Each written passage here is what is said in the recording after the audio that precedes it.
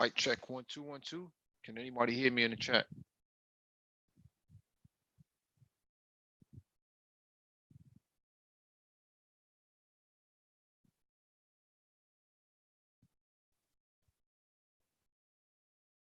Push one in the chat if you can hear me. I know we have like 8 people watching and waiting.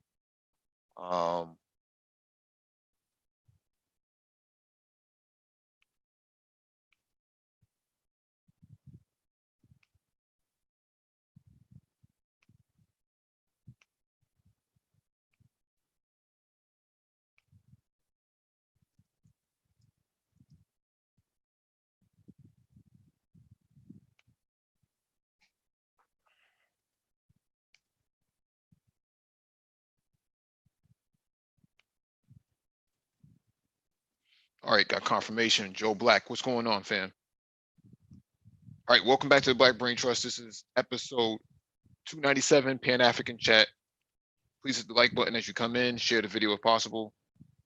Hit that notification bell so you get all the updates from the Black Brain Trust, including those on the community tab that you should check out on a daily basis because there are things posted there. If you want to join the panel, the link will be dropped into the chat. And when you join the panel, raise your hand so we can acknowledge you so we can promote you to the panel.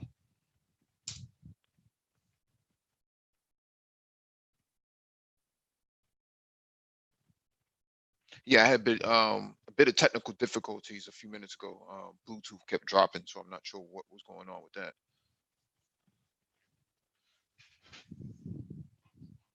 But things are working now, so.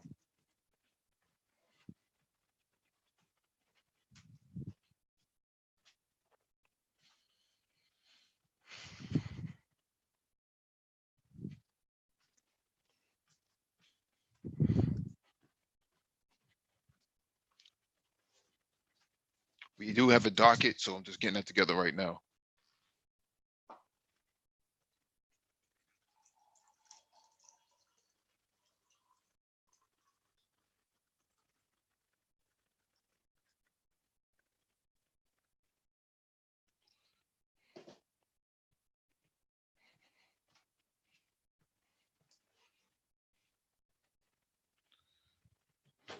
All right, so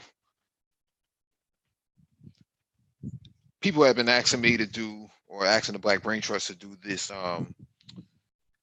more Pan-African talk and more, just more solution-based discussion. And we haven't really done too much solution-based discussion. So this one will be a little bit different because we're going to allow you all to get on the panel if you want to, and you get to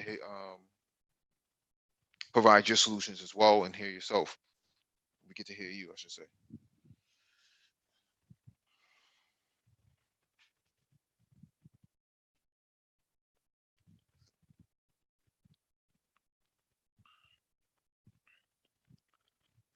I was watching a hangout the other day, and shout out to Richard Dixon, what's going on?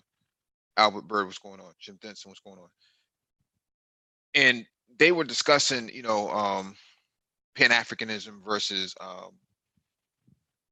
being Black first and what all this other hashtag stuff, ADOS. And they said Pan-Africanism is a dream. And going back to Africa is just a dream, and they would rather stay here. And I always find it interesting when people want to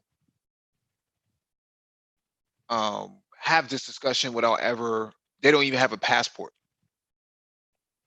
They don't even understand the global trajectory of economics and geopolitics. And we cover that here every week. And for all of the research that we have done, articles that we have read, analysis that we've performed, all signs point to the future being in Africa, on the continent. A lot of Black people over here who push the hashtag always talk about the lack of Black leadership. They always talk about the lack of Black organizations and so on and so forth. But you have a continent that's about right across the pond and it's full of black leadership, full of black patriarchy over there. So what are you complaining about, really? So I could have gone on that panel and just completely destroyed them with all types of articles and facts and things that we've brought up on our previous hangouts over the last couple of years. But I decided not to even comment on their live stream because it's not worth it. You know, people putting up goats and stuff like that, saying facts in the chat, and I'm like, you guys really haven't done the research. You really haven't done the research at all. There's so much, you know, hearsay and so on and so forth that's being promoted within these discussions. They act like they know what's best for black people. Meanwhile, they're in Mexico, you know, with some barrels on their head and you know, Crocs on their feet, with a bottle of tequila and eating a taco. You know, talking about, yeah, black first and all sorts of stuff. So I always find that to be hilarious. That it's the loudest people in the room that know the least and are not even organized. Uh, I mean, we read articles on here and stuff like that, but it's to the advancement, right? We use it to cite evidence to support our point and the you know, the points that we're trying to make. Whereas they use articles to beat people over the heads, and that's not what we do over here. We don't beat people over the heads.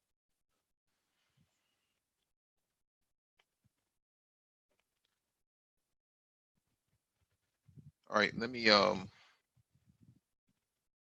we only have probably about 10 articles, but I think a lot of this is going to be a lot more about dialogue for the most part. We got about 20 people watching, only like 4 likes, man. Please hit the like button if you're not going to participate in the chat.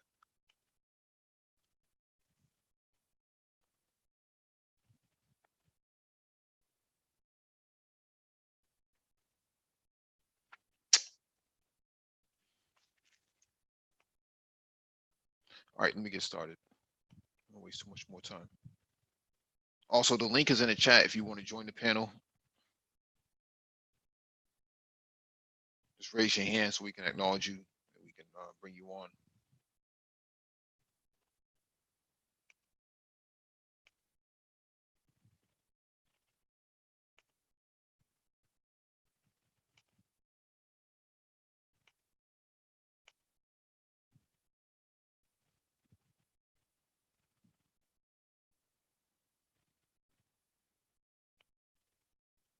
All right, I just want to get started with these few articles. The first one is from CompTIA. Tech for good. IoT solution helps bring clean water to sub-Saharan Africa. While the water crisis is global, 844 million people globally lack access to clean water. Africa's resources are significantly limited. This places a burden on farmers to conserve and manage water more effectively and efficiently on the continent than anywhere else in the world. Using emerging technologies such as IoT, Internet of Things, business intelligence, and automation, farmers can change their communities for the better by producing healthier crops and ensuring there's plenty of water to drink. Quote, water is a scarce commodity in Africa and hence critical to manage with care and responsibility, said Dion Du Paris, executive intelligent enterprise go-to-market at Bright House, a division of Dimension Data, an IT services company based in Johannesburg, South Africa. By 2030, 75 million to 250 million people in Africa will be living in high water stress areas where water resources are limited, according to estimates. Of the 800 million people living on the continent today, 300 million reside in water stress environments. Bright House became involved in the mission to help with delivering clean, accessible, and safe water to people living in sub-Saharan Africa after an existing customer reached out about the opportunity. In addition to seeing how Brighthouse technology could make a positive impact, it also furthered the company's strategic goals. It was an opportune solution to build out for Brighthouse and therefore take us on a new journey. Dupree said, the new strategic journey is to become more a more application-led business, steering away from traditional projects-based business. Having an IoT opportunity with a good customer to build our applications was a very timely event where we could brave and bold and take great strides in venturing into our new strategy. The project presented several challenges to Brighthouse, including communication barriers and change management obstacles.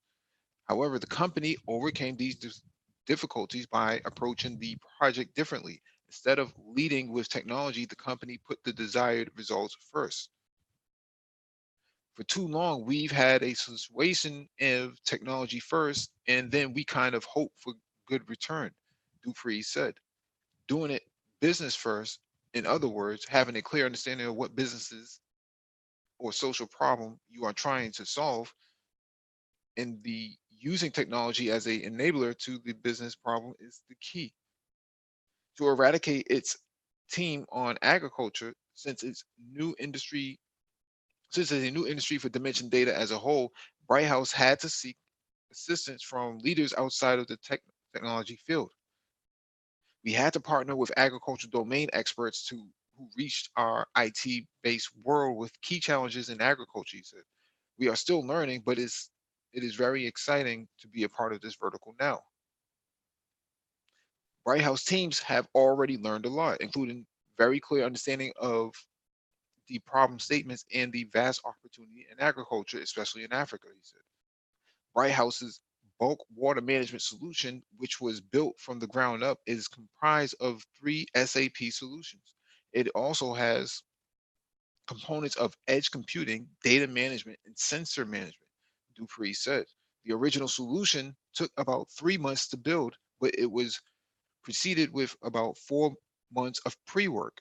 This company has plans to add more bulk water management and harvest vehicle scheduling capabilities to the overall solution. So I talked about this before, that um, when you work on projects, especially in the startup sector, it could take 4 to 6 months to just do a tape out.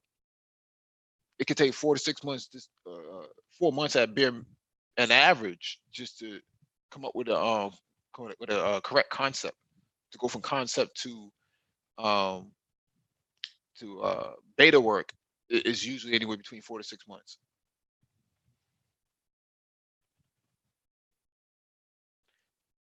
Having the data visibility and predictive analytics on water consumption, rain prediction, and an enclosed application provides huge value and insight, not necessarily available in years gone by, Dupree said.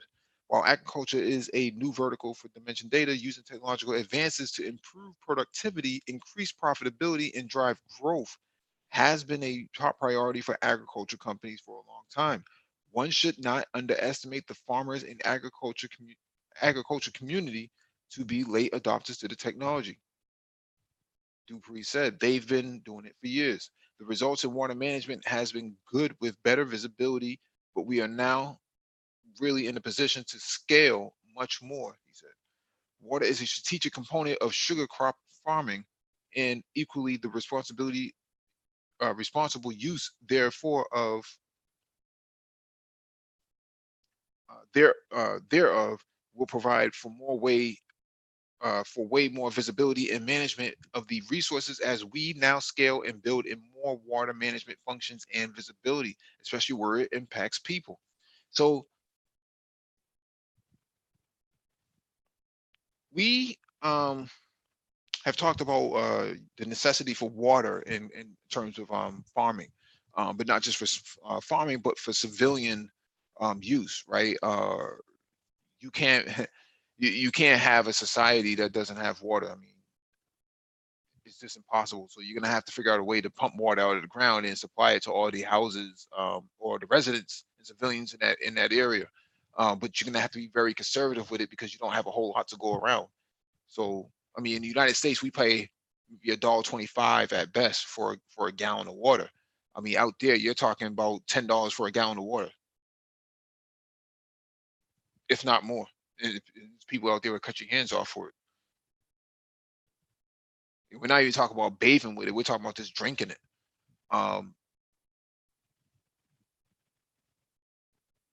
Bathing with it would be a whole different concept. I mean, I think for the most part, people can go days without bathing, but they can't go days without drinking water. So,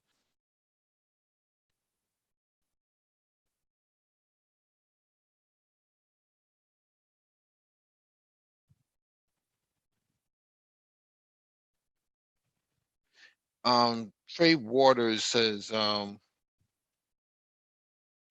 Mike, question: do you think people from the Caribbean are a part of the Black community? My parents are from the islands, and people say I'm not Black. So I think Black is relevant to the location, right? So in America, they say Black American or ADOS or whatever hashtag they want to use. And what happens here is they treat the term Black as some form of uh, fraternity-based term, and that's a misnomer. They shouldn't be doing that.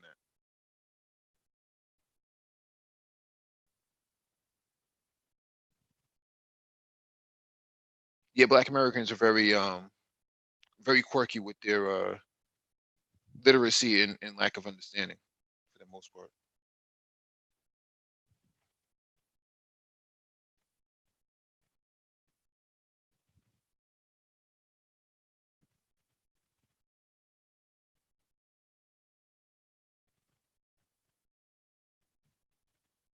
All right, let me get to the next article.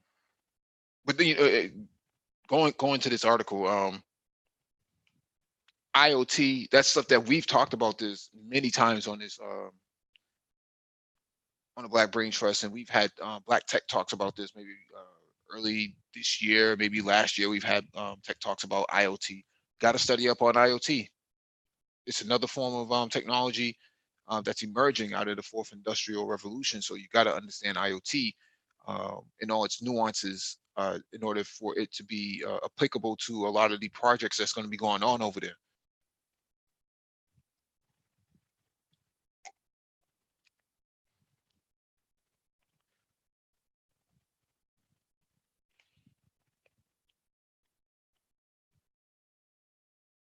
All right, let me share my screen, go to the next article.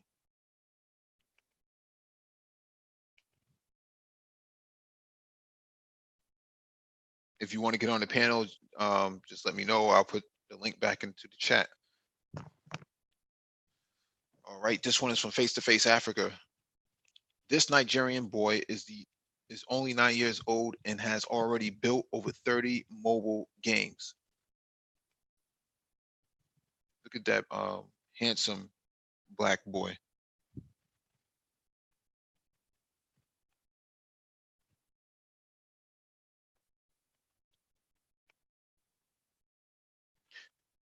You are always playing games. Can't you think about building your own games so others can play yours too?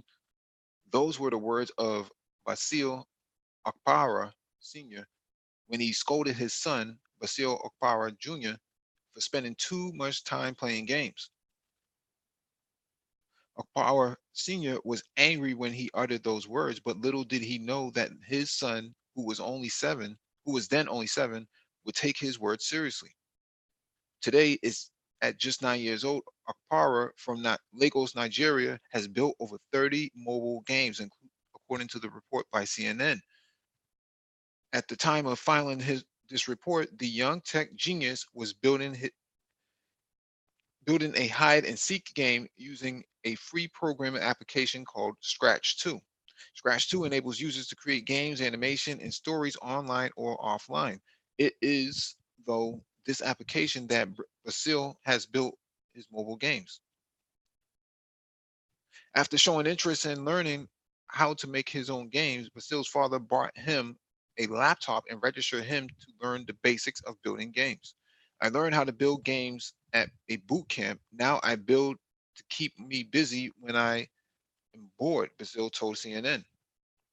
In March, in March, his father signed him up for a 5-day boot camp for children aged 5 to 15. Organized by CodeFest International, the camp was to create awareness of emerging technologies among children using virtual reality, computer programming tools, robotics tools, and Internet of Things, IoT. We talked about that just last article. At 4, Basil, who wants to be a scientist in the future, was already getting abreast with some of these tools, his father said. I bought him a tablet when he was only 4 years old because I saw that he was always grabbing phones to play games with. He already he played Candy Crush and Temple Run a lot, the father said.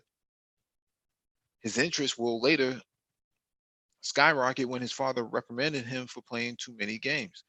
His games are at the moment titled based on what they are about and can only be accessed on computers that have Scratch 2 installed. One of the games, Frog Attack, will, however, be made available to the public on Google Play Store later this month, his father said. Basil is among a number of exceptional young people who have broken the status quo and achieved the unthinkable in technology. In 2016, Najee Collins Gaba of Cameroon became the first African to win the prestigious Google Coding competition. Gaba was only one of 34 winners around the world to win the grand prize, despite the partial internet shutdown in his country, 2 years after a 10-year-old South African girl, Karabo Matali, built and developed a moving robot. Matali, who was introduced to coding by her parents, used 2 months to build the robot and said she had to consider many variables such as the weight and the length of the robot in order to give the correct instructions for it to move. This May, Ghana presented an all-girls robotics team for the senior division of the World's RoboFest Championship in the United States, and they won the topmost position by beating teams from the United States, Mexico, Egypt, South Korea, and dozens of others. Named Team Acrobat, the 9 girls from the Methodist Girls High School in the eastern region of Ghana dominated the 10 board and challenging categories of the championship held from May 16th to the 18th at the Lawrence Technological University, Southfield, Michigan. Coding, which is basically the computer language used to develop apps, websites, and software, continues to catch on with many African children who are using their knowledge to create more innovations. I have talked about this a variety of times that Africans are leaps and bounds ahead of ADOS or American blacks in their thinking and in their human capital. You have a 9-year-old boy who's running circles around most adults in most predominantly black communities, and they barely have electricity and running water. You have an all-girls team who comes into the United States from Africa and dominates the whole entire country.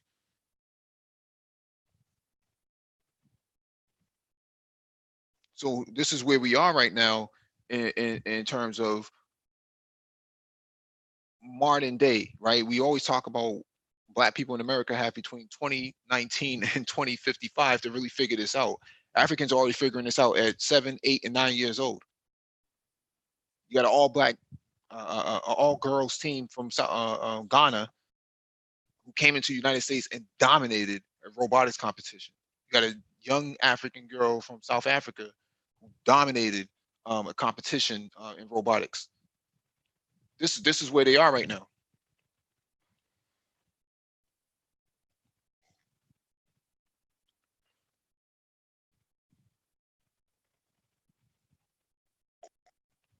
But you have these people in the manosphere who are saying Africa is a pipe dream. You know, it's not reality. No, this is reality. This is reality. This is what you're going up against. This is what your kids are going to have to deal with if you have any.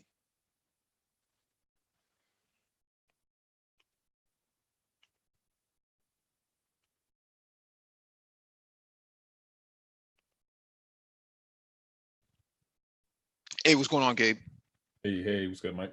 Can you hear me? Hmm. Yeah, What's going on? not too much. Just doing some reports. Mhm. You know, figure out hop on. Yeah, I hear you, man. I Yeah, hear you. yeah,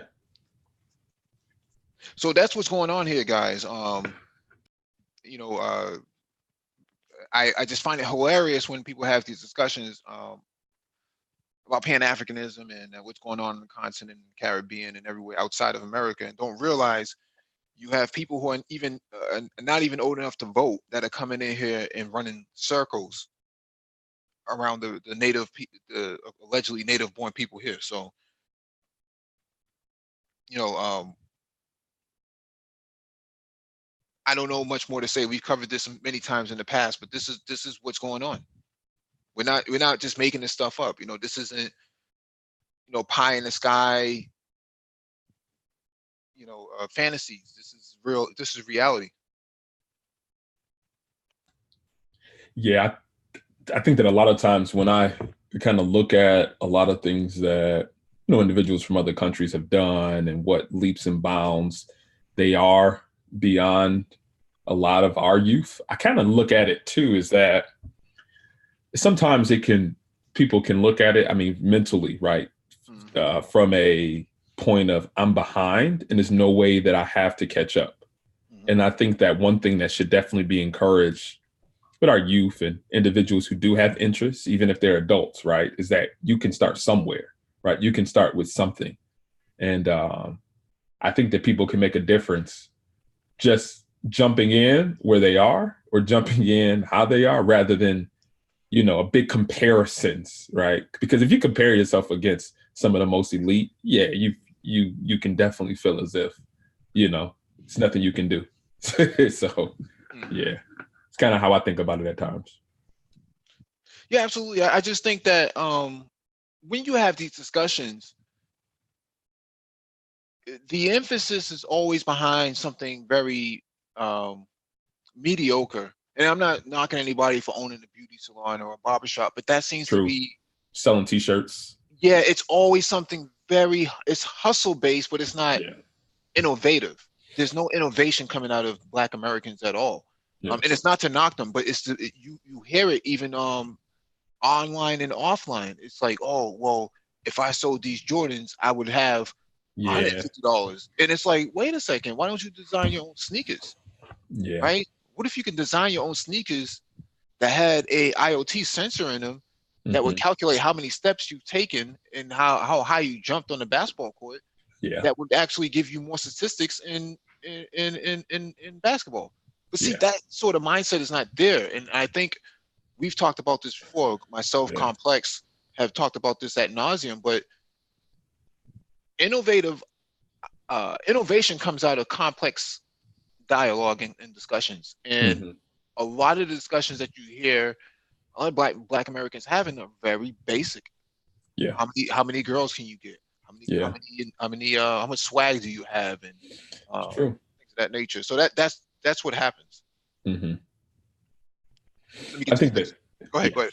No, I was just gonna say, I think that a lot of times people need to really focus on the basics, right? Starting from a base level understanding of the technology, and that would help to build innovation, right? Because you can't innovate anything if you don't really understand the base concepts. And the base concepts, a lot of times, just like you said in our community, a lot of our discussions, it's boring to people, right? Like Not networking, sexy. yeah, it's not sexy. And I think that a lot of times I mean, again, we talked about this a lot of times, but it's just not even encouraged or not. It's boring. It's math. It's science type of thing, and it's very difficult to have conversations. Like I have a cousin that's in college. He actually is in the college that I went to, um, and he's just like, "Yeah, I'm trying to get an internship." I'm like, "All right, so what have you done? Like, what have you studied? What have you like? What have you gotten involved in?" Because I was there, and I'm like, "Yo, they got a lot of opportunities." And he's just like, "Yeah." I'm like, "Have you made a Git?" Because he's majoring in computer engineering. I'm like, Mhm. "Do you have a GitHub account? Do you have some of your code that's available? How can somebody see what you have been able to do over time?"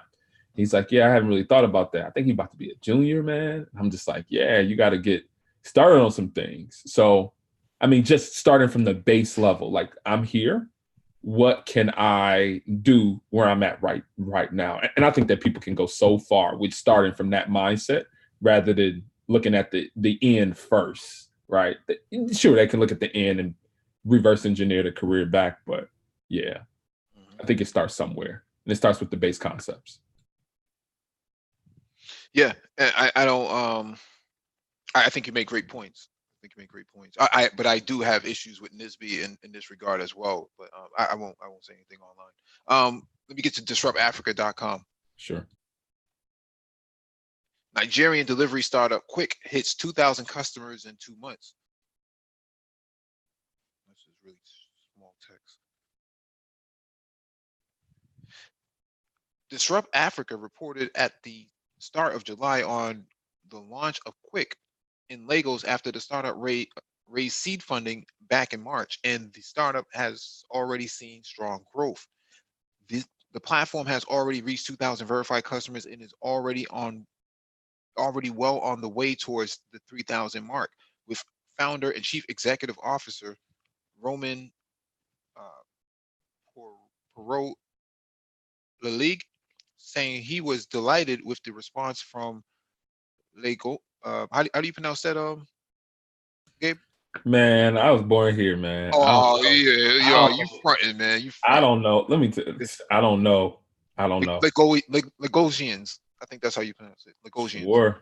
Hey, your guess is as good as mine. Oh man, terrible, terrible. You're killing me here. Talk to my dad, man. My dad was like, listen, you in America, speak English here. I'm like, yo, teach me something. Teach me something.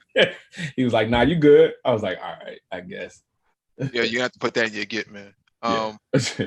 Bogosians to demand business-to-business delivery service.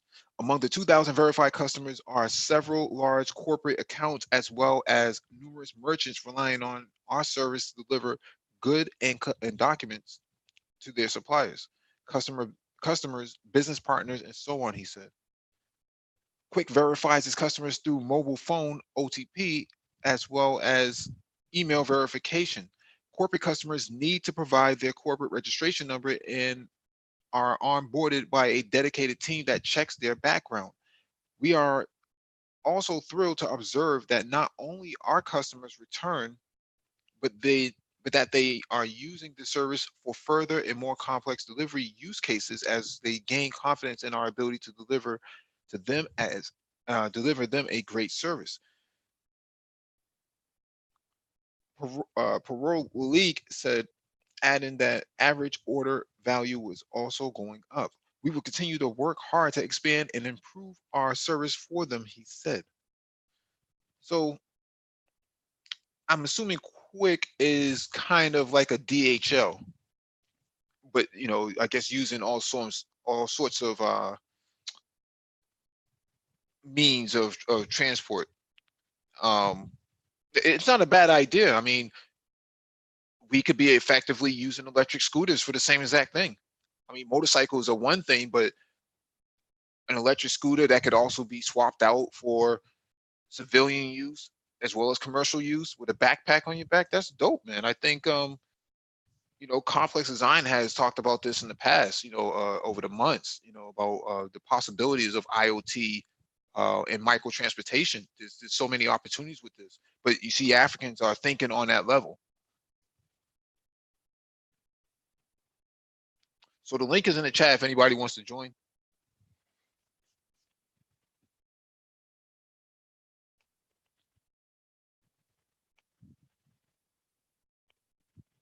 We have I think like 20 something people watching, but only like a few likes. So make sure you hit the like button if you're not going to participate in the chat.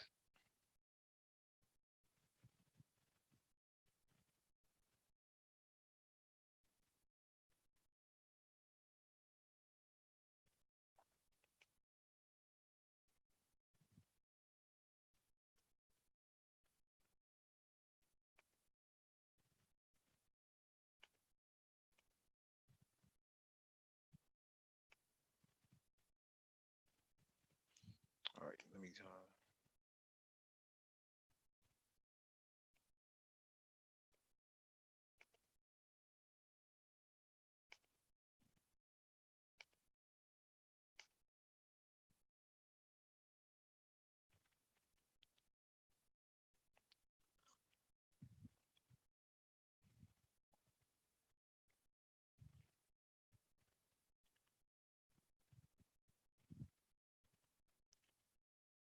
All right, this next one is from BBC.com. The African American who moved to Ghana to escape US racism. This should be good.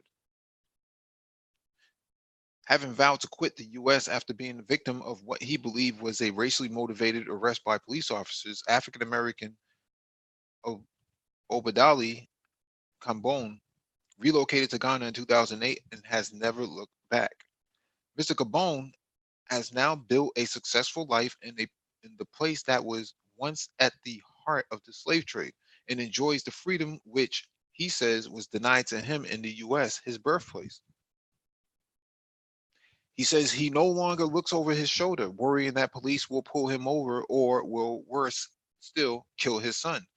This was the fate that befell 12-year-old Tamir Rice, who was shot dead in the park in Cleveland, Ohio in 2014 while playing with a pellet gun that police said they thought was real. The young boy's death sparked protests in Cleveland and became a focal point for the Black Lives Matter movement. Mr. Gabon says the turning point in his life came in 2007. He was arrested and put on trial in Chicago, where he lived, after being accused by police officers of having a loaded firearm under his car seat and intending to commit a drive-by shooting. In fact, he had an unloaded licensed gun used earlier to secure a campsite in his car boot. Mr. Gabon recalls that he was shocked by the charges, and as he sat in the court, he vowed, "Never again will I allow myself to be in a jurisdiction where corrupt white police officers and a judge will take me away from my family, wife, and kids just on a whim." She is cute too. Mr. Gambon, who was a young academic teaching at schools and universities in the Chicago area, was eventually cleared of the charge. He's then saved up about $30,000 and relocated to Ghana's capital, Accra, the following year. He was joined by his wife, Kala, and the couple now have 3 children, Ama, Kwaku, and Okozia. Mr. Gabon started his doctoral studies in linguistics at the University of Ghana in 2009 and now teaches at its Institute of African Studies. Since moving to Ghana, he has noticed that he no longer feels he is a victim of racial profiling or racial abuse. He points out that his friend felt likewise when he relocated and quipped, "Wow, this is what it must feel like to be a white person in America, just to be able to live without worrying that something is going to happen to you."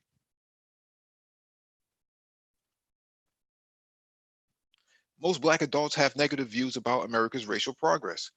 The percentage saying one for white, one for Black, race relations in the US are generally bad. Whites say 56%, Blacks say 71%. Trump has made race relations worse. Whites say 49%, Blacks say 73%. The legacy of slavery affects the position of Black people in American society today a great deal, fair amount. White people say 58%, Black people say 84%. Our country hasn't gone far enough in giving Blacks equal rights with whites. Whites say 37%, Blacks say 78%. Not at all likely that Black people will eventually have equal rights. Whites say 7%, Blacks say 50%. The source is the Pew Research Center survey of US adults, the 22nd of January, the 22nd of January to February 2019. Mr. Gabon concedes that not everything is hunky-dory. I would have probably said honky, but that would have got me fired in Ghana. you practice American spirituality and everyone thinks you are a Rasta. The Abraham religion that the whites introduced and is dominant, and there is not even a concept that Africans can have their own religion, he says. He was also shocked to discover that in a complex where he lived with 4 other families, children did not speak any African language. There was a point where the children had an, I guess that's Iwi mother, and if you greet them in Iwi, they'll tell you, "Oh, I don't speak Tiwi." They cannot even identify their own mother language, he adds. In contrast, Mr. Gabon is fluent in 2 West African languages, Akan and Yoruba, and is proficient in a third, Wolof. He also has some level of competency in Swahili, East Africa's main language, and in Kigongo, spoken in parts of southern and central Africa. He also tried to address the legacy of colonialism in other ways. In 2018, he successfully led a campaign to force the University of Ghana to remove the statue of India's independence leader Mahatma Gandhi. Standing at the empty plinth, he gave the Black Power salute and called for the recognition of African heroes rather than a man who had once referred to Black South Africans by a highly offensive racial slur and has said that Indians were infinitely superior to Black people. If we show that we have no respect for ourselves and look down on our own heroes and praise others who had no respect for us, then there is an issue. Mr. Gabon tells the BBC. We've been saying that on the Black Brain Trust for some time now. Although slavery was practiced long before 1619, this year is widely regarded as the 400th anniversary of the first enslaved Africans arriving in the U.S. The Elmina and Cape Coast slave castles along Ghana's coastline serve as a major hub for the transatlantic trade, where millions were captured and loaded onto ships, never to return home. Timeline of slavery in the U.S. 1619, some of the first African slaves are purchased in Virginia by English colonialists. Those slaves have been used by European colonialists long before. 1788, the U.S. Constitution is ratified. Under it, slaves are considered by law to be 3/5 of a person.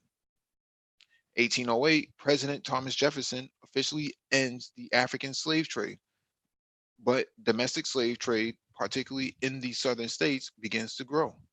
1822, freed African Americans found Liberia in West Africa as a new home for freed slaves. That was actually Monroe. 1860, Abraham Lincoln becomes president. The southern states succeed, and the Civil War begins the following year. 1862, President Lincoln's Emancipation Proclamation frees all slaves in the succeeded states. 1865, the South loses the war. The 13th Amendment to the Constitution formally abolishes slavery. 1868, the 14th Amendment grants freed African American citizenship. In 1870, the 15th Amendment gives African American men the right to vote. The South begins passing segregation laws.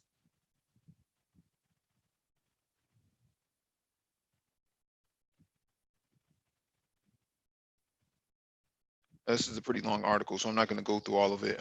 It's already been 10 minutes so far. But let me read this last part.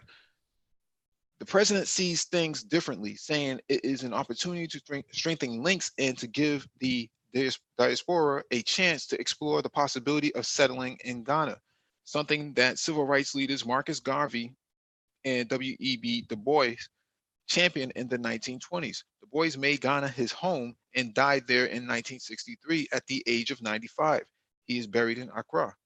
Martin Luther King, Malcolm X, and Muhammad Ali all paid high-profile visits to Ghana to reconnect with their African roots. So, yeah, I thought that was pretty interesting. Yeah. The way I kind of see that is that, I mean, different strokes for different folks. I mean, he was finding barriers. He was finding issues that he was having in places that he lived in the United States. And he found a better alternative for his family and his future. And that's what's up. I think for some it will be like that, and for some others will stay over here. I mean, yeah, that's kind of how I see it. But that's pretty dope. Yeah, but I think in his position, he had a clear. I mean, he only went over there with $30,000. I know Black people who have blown through hundreds of thousands of dollars and don't have anything to show for it. Yep. So I think if you have the tenacity and a few bucks in your pocket, you can make things work. Yeah. You could definitely make things work over there. I mean, obviously he was a victim of racial profiling. He was sick and tired of being in that position and feeling vulnerable. I mean, you think about what happened to Dr. Henry Louis Gates in Cambridge back in 2009, when he was accosted by a racist white police officer in his own home. And the president at the time, Barack Obama, demanded that this white police officer apologize. And this guy said, no, I'm not going to apologize. But that shows you the magnitude of how racism actually is embedded inside of American culture. And didn't Obama invite him to the White House for something? Yeah, it was him. No, they had beer. It was him, Biden, and Dr. Skip Gates and the police officer, and he still wouldn't apologize. But that shows you, I don't know where this guy is now. I'm in Cambridge pretty frequently myself. Week, so I haven't heard anything about his whereabouts. Maybe he might have retired early or something like that. But the point of the matter here is that Cambridge is supposed to be this liberal society. Oh yeah. They're only a few minutes away from Boston, right across the bridge, and their racism is so passive aggressive. It's so thick you can cut it with a knife. Yeah. Me and my wife, we used to live in Pittsburgh, Pennsylvania.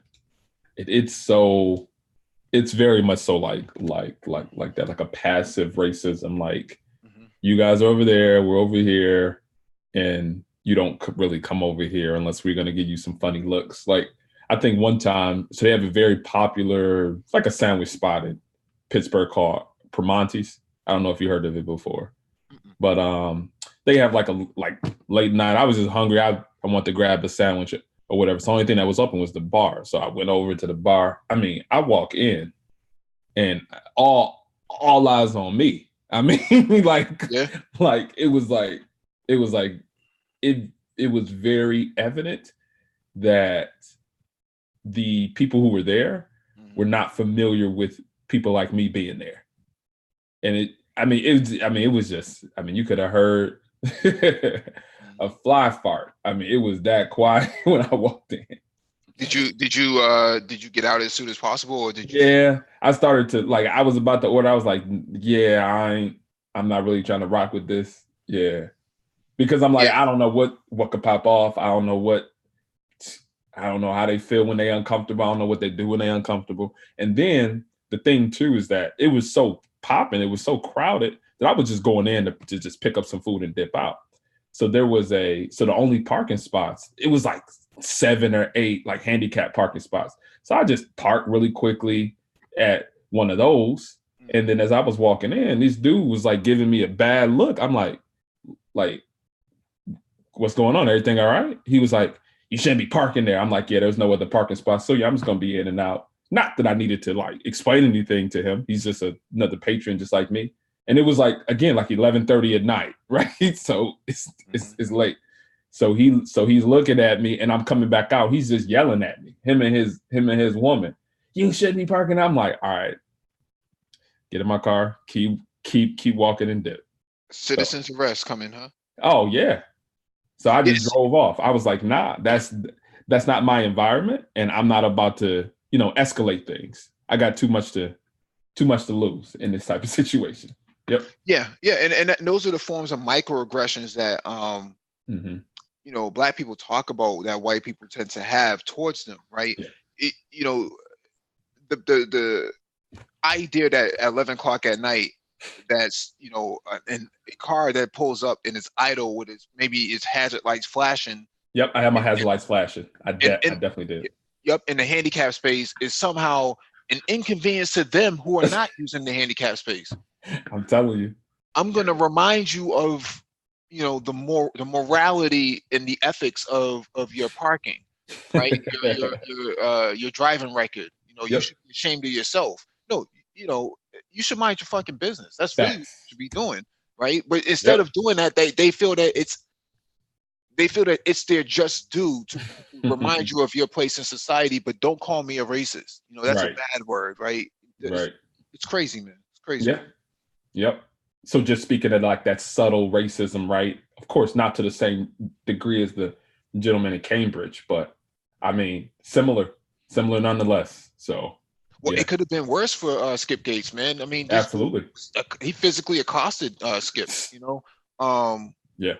and it was in Skip's house. It's not like Skip was on the corner with his Yeah. pants sagging. This was in Skip's house, man. Mm. It's interesting how a well-known Harvard professor, globally recognized, is somehow being accosted by this random white male Right. police officer, and nobody seems to think that there's anything wrong with this. That's Yep. just normal, right? That's you should, you know, you Mm. should go to jail because you're trying to break into your own house, not realizing that he was locked out of his house because he forgot his keys in it. Yeah.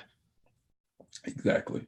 It's just yeah, those microaggressions and that's why, right, for this gentleman who went over to Africa, who went over to Ghana, I mean, it works for him, right? He's obviously found a place, and that should in no way be discouraged because of the the YouTube banter on on Pan Africanism and going over to Africa. So, yep.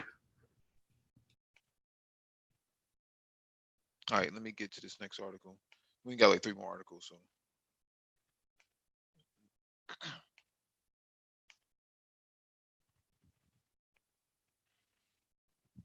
All right, this one is from AfricanArguments.org. Can a Chinese import ever be authentically African?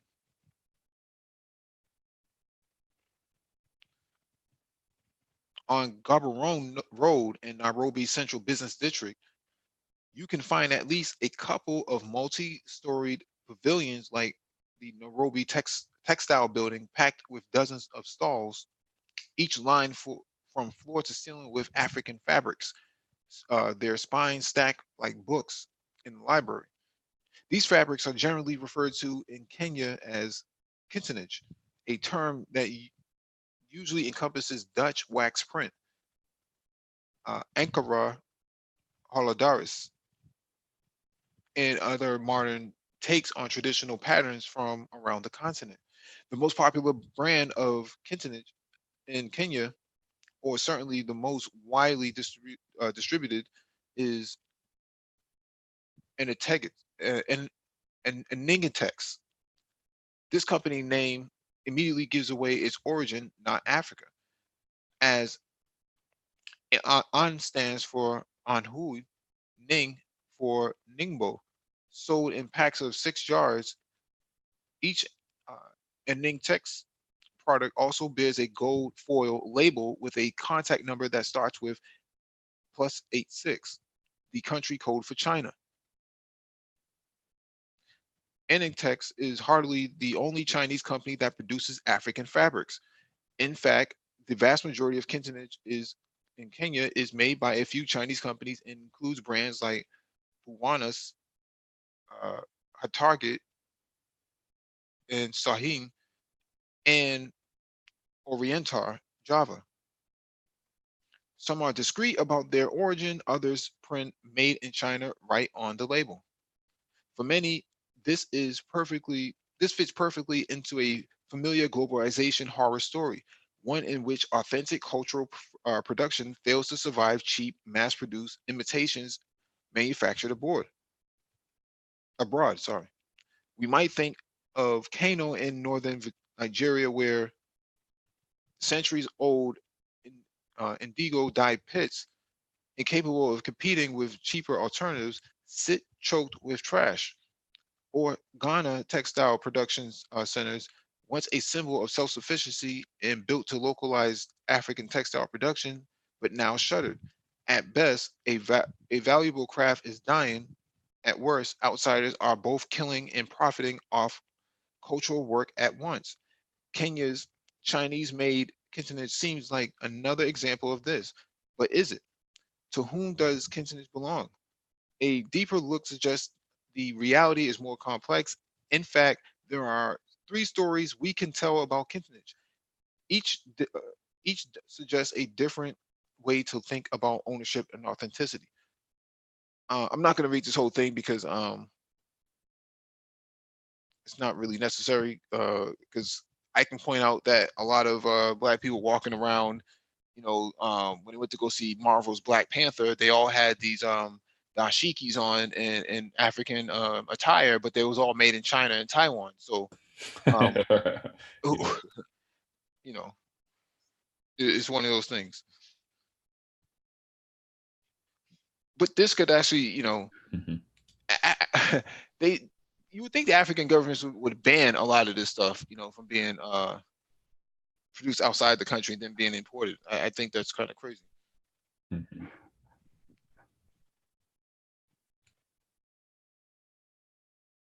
Let me see. There's nobody in the queue, so let me get to the next article.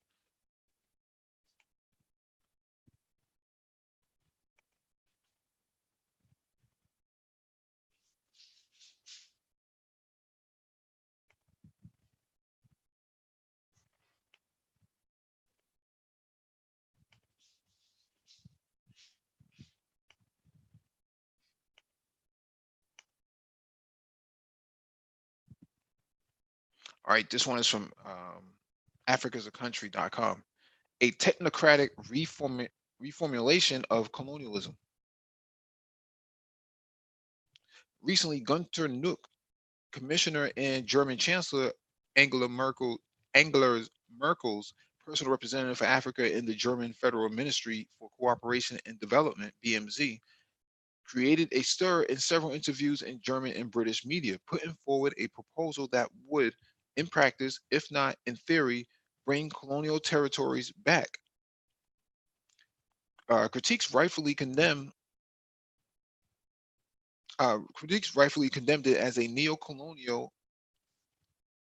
Let me expand this out. As neo-colonial, but is also entangled in a broader discourse in Germany about the country's own colonial past and tied to Germany's current migration policy. The more immediate question is, why would a German government official feel secure in proposing such radical racist measures in the wider public? It started when Nook gave an interview to the Berliner Zeitung in October. He claimed, among other things, that productivity in the construction sector in Africa was lower because of the heat and that African women had too many children. He also engaged in colonial denialism, claiming that colonialism had contributed to freeing the continent from archaic structures and that the Cold War had a more negative impact on African countries than the colonial era. The most controversial was, however, his idea to buy 50-year leases of land from African countries to establish whole cities managed as or similar to special economic zones in which migrants trying to reach Europe would be relocated as a labor force. Academics and opposition politicians called for him to resign over his racist comments. Earlier, Nook had defended Donald Trump's shithole comments. The historian George, uh, Jurgen Zimmerer noted that it is a step backwards for Merkel's current government, which was the first to note the necessity of critically reappraising Germany's colonial past to keep someone like Nook in charge of its Africa policy. What Nook proposes in the interview and repeated in an interview with the BBC in November is a technocratic reformulation of colonialism. This idea goes back to the charter cities model developed by one of this year's economic Nobel Prize winners, Paul Romer, who touted colonial Hong Kong as a model for how countries would gain by giving up sovereignty over an urban area to a more advanced country, which would implement institutions and rules that are known to work well. Romer himself proposed to house migrants in such cities, thus potentially making their inhabitants even more politically and legally disenfranchised than in the original model. The idea is, albeit a radical extension, not that far away from current German migration management and development aid strategies. They, in turn, are connected to a public discourse that has, long before the so-called refugee crisis of 2015, veered increasingly to the right, but this process seems to have sped up significantly over the last year. The racism and denial of colonial history in Nook's interview go hand in hand with his neo-colonial proposal. It is a fractional approach to African issues, determined largely by the German government's policy problems at home. Nook called it Africa policy with healthy dose of egoism. Such an approach is, as Nook so clearly demonstrates, connected to the politics of memory that, after some hopeful breakthroughs by civil society initiatives in 2017, seems to be on a roll back concurrent with a general move to the right in public discourse. It touches on material questions, particularly when it comes to reparations and the reinstitution or the restitution of human remains and important cultural artifacts. But it also determines how Germans talk about their own violent colonial history, which has long been ignored. In the discussion, three recent strands of activism have come together to force a public debate on German colonial history and its crimes. One, the anti-racist groups who research and publish on the deep-rooted strands of colonialism in German politics, society, and public culture. Two, international activism and increased public awareness in Germany for hero demands for reparations and the restitution of human remains. And three, the debate around the importance of provenance research and reinstitution of art or restitution of art and other objects that flared up after the decision to establish an enormous new museum in Berlin, the Humboldt Forum. In all three instances, the government and its institutions have declared will their will to engage in the process, but shown themselves largely opaque and kept it a tight control over such procedures, including choosing their own negotiation partners. The debate touches on Germany's self-image and national memory as the project to exhibit the objects in the rooms of the recently constructed Berlin um, Staatsschloss itself an architecturally and aesthetically historic project explicitly recalls universalism and cosmopolitanism as values of the German Enlightenment. To criticize the exploitive preconditions and the ideological othering on which these values rest is to disturb a process in which the post-reunification German public have integrated the Shoah in its national lieu de memoire, has been searching for a new foundational narrative for the Berlin Republic.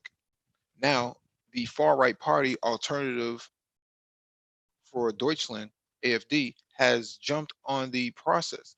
It denounced a relationship with the German colonial past formed by guilt and wants to emphasize positive aspects of colonialism, like an assumed build-up of wealth that German industrialists and practical capability had brought to Africa.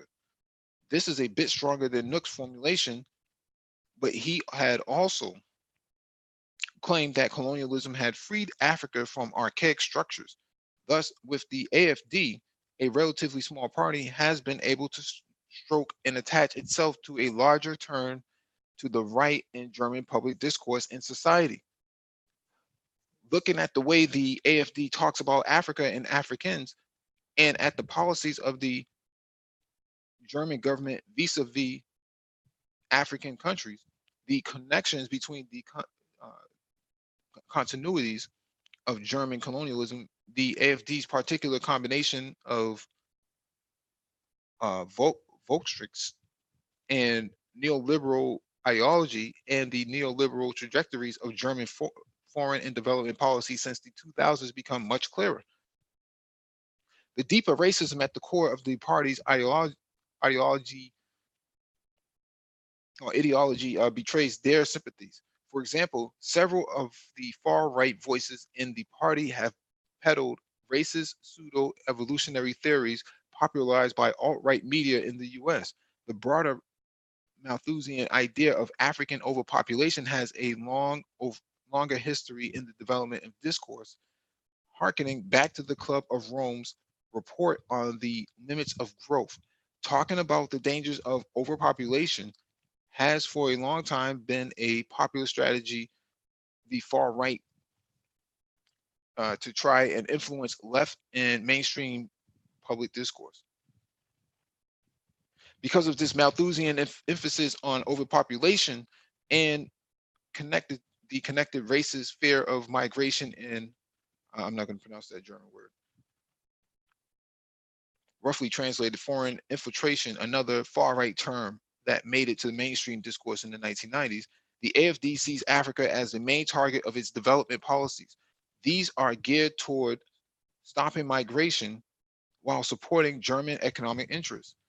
The party promotes development strategy very much in tune with the current government policy as manifested. In the Marshall Plan for Africa, both demand a stronger involvement of German private enterprise and a selective approach to aid according to criteria such as financial sustainability, potential for success, and financial involvement of receiving states. There is also sympathy in the AFD for demands of members of the coalition to link development aid payments to the receiving country's readiness to readmit migrants deported from Germany. The party also demands the abolition of BMZ, arguing that development aid should be managed by the foreign ministry. This is pretty long, but I'm not going to read the whole thing. But the point here is that Germany has never really conceded to its Holocaust that it committed in Africa, in Namibia, with the Second Reich, if I remember correctly. This was in the 1880s, I think, maybe the 1860s or the 1880s, if I remember correctly. And they've only recently conceded that something did happen down there. But, you know, the far right groups such as the AFD, who I have only followed very seldomly, have had some weird discourse publicly about what to do with African migrants.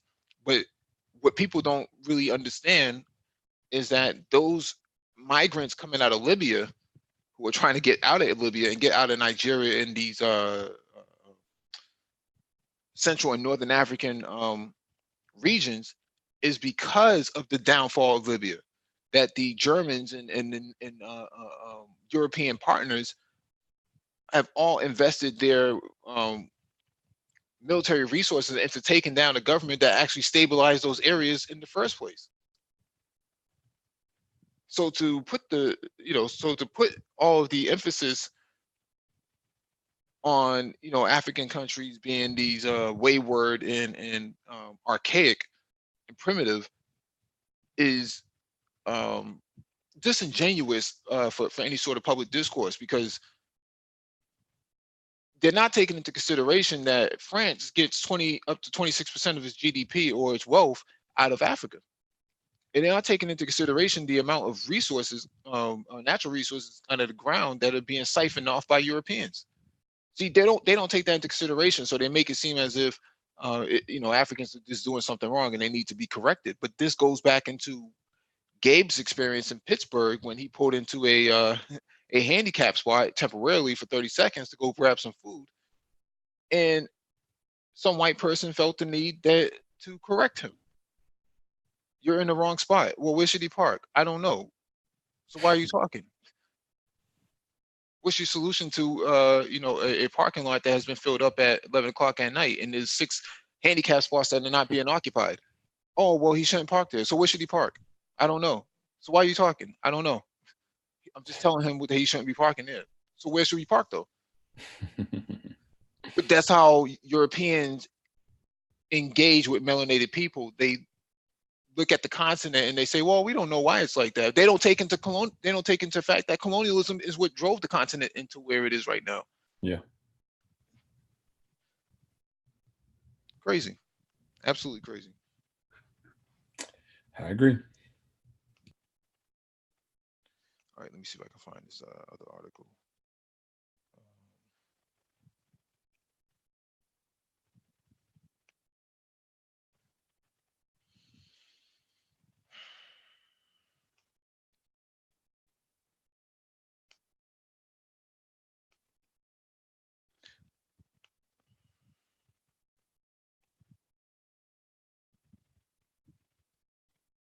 All right, this one is from CNN.com. Japan takes on China with a planned $20 billion investment in Africa. Japan's private sector will invest $20 billion over 3 years in Africa, Prime Minister Shinzo Abe promised Wednesday. Abe, who was addressing African leaders gathered at the Tokyo International Conference on African Development, TICAD, in Yokohama, said Japan is interested in infrastructure and human development on the continent. I make this pledge to you. The government of Japan will put forth every possible effort so that the power of Japanese private investment of $20 billion in 3 years should, in the years to come, be surpassed anew from one day to the next, he said in his opening speech at TICAD.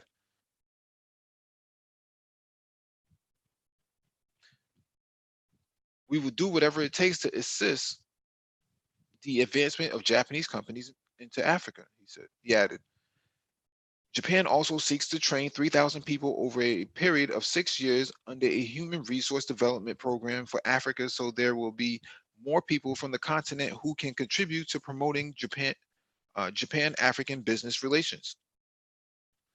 Japan is not new to investment in Africa. For more than 30 years, the country has focused its efforts on providing economic aid to African countries. In April, it released $1.5 million to fund community stabilization activities in Nigeria's war-torn Northeast. And in Kenya, through the grant assistance for grassroots human security projects, it provides funding for various skill acquisition and training centers across the country. Now it wants a partnership that involves more than just aid, adding infrastructure and human resource development. At the TICAD conference held in Kenya, Abe mentioned that Japan wanted African countries to view it as a partner rather than just a donor. Jonathan Berkshire Miller, a senior fellow at the Japan Institute of International Affairs, says Japan is increasing its investment in the continent because it wants a more holistic alliance that will create critical infrastructure for African countries. Japan wants to see its billions of aid to the continent used toward sustainable developments that benefits the lives of Africa and Africans, not merely the narrow interests of one power, Miller told CNN. Additionally, Tokyo remains interested in using its historically strong relations to Africa to bolster evolving political and security interests there, he added. According to Japan's Ministry of Foreign Affairs, the country invested $20 billion in the continent from 2016 to 2018, but the numbers don't match up to China's, which is also heavily invested in the continent. China is one of Africa's largest investors, surpassing France, India, and the United States with investments in railway, manufacturing, and TV. According to a report from the Japan External Trade Organization, Japan's foreign direct investment in Africa in 2017 was $9 billion, only a fraction of China's $43 billion invested in the continent in the same year. In 2018, the volume of Chinese trade in Africa was $204 billion, according to China's Ministry of Commerce. Japan's total import and export volume, on the other hand, was $17 billion.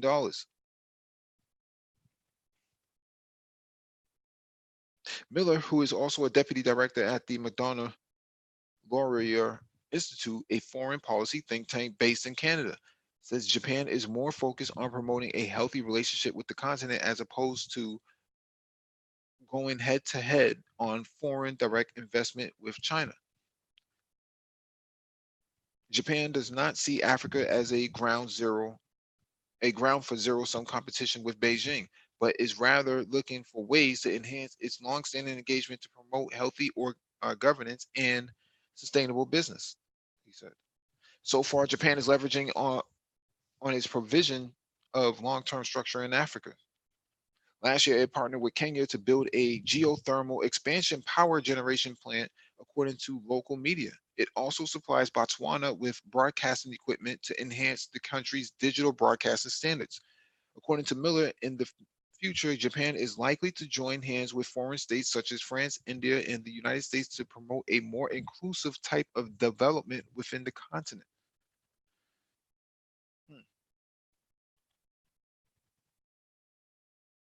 So that's what's going on. It just seems to be more of a changing of the tide, right? That as countries and nations, they're looking for alternative methods of investment and building up certain places that weren't necessarily invested in the past. It's kind of what I'm seeing a little bit from this article. Because I don't know historically. I don't know. Correct me if I'm wrong. I don't know if there has been heavy investment in African infrastructure in comparison to investment in, I guess, resource allocations from African countries. You have to look at each country differently, right? Yeah. In terms of outside investors. Japan is struggling with its Fukushima meltdown and a Absolutely aging population, as well as a birth rate, right? The birth rate, yeah. A birth rate, but also food. They can't secure enough food, so they need a lot of fish for obvious reasons. So the Indian Ocean and the territories around it have plenty of fish. They need access to those areas, but they also have to come with something. They can't come empty-handed. So coming with infrastructure is actually relatively bartering strategy for the continent, where they can actually get into these areas, get the resources that they need to develop these fourth industrialized products, as well as secure enough food to bring back to their country so they can feed their people. If they don't feed their people, there will be chaos on the island. So. True. Yeah, well, Andy says Japan is competing with China to have more influence in the countries. Well, according to the article, that's not true. I mean, when you only have a fraction of investment. Just the numbers, yeah. Yeah, the fraction of investment compared to China, it's not one for one. They're not competing for that. I mean, technology, of course, Japan is competing with everybody. Right. But yeah. Yeah. All right, let me jump to this next one.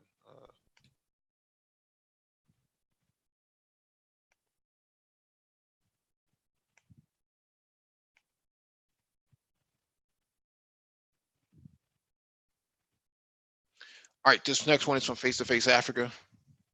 Celebrating 11 young African entrepreneurs who are changing the world.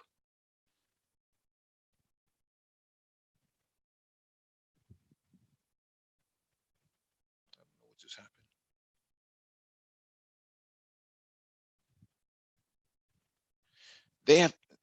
They have distinguished themselves in their respective fields, be it manufacturing, tech, media, agriculture, financial services, and fashion. These young entrepreneurs focus on problems facing the continent, find amicable solutions to them, and in the process, are creating more wealth, jobs, and business opportunities for the benefit of the continent. Africa is already home to the world's youngest population, and with its youth demographic expected to grow further, these young people are not just adding to the number, but the but have the passionate but have been passionate about issues in their community. As the world celebrates International Youth Day to draw attention to a given set of cultural and legal issues surrounding youth, here are some young entrepreneurs in Africa who are making it despite the challenges and risk. Jump to this.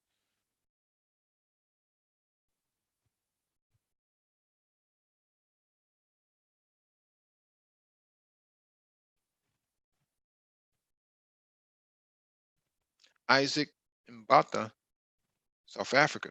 The 28-year-old South African is noted for turning challenges into opportunities, starting when he was a boy helping out in the family business and selling sweets to his schoolmates. From a taxi conductor to a helping hand for auto mechanics, he is building a business empire that is empowering hundreds of people. As a founder and CEO of Sky Tents, South Africa, Mbata started his first taxi business, owning 7 vehicles in 4 years.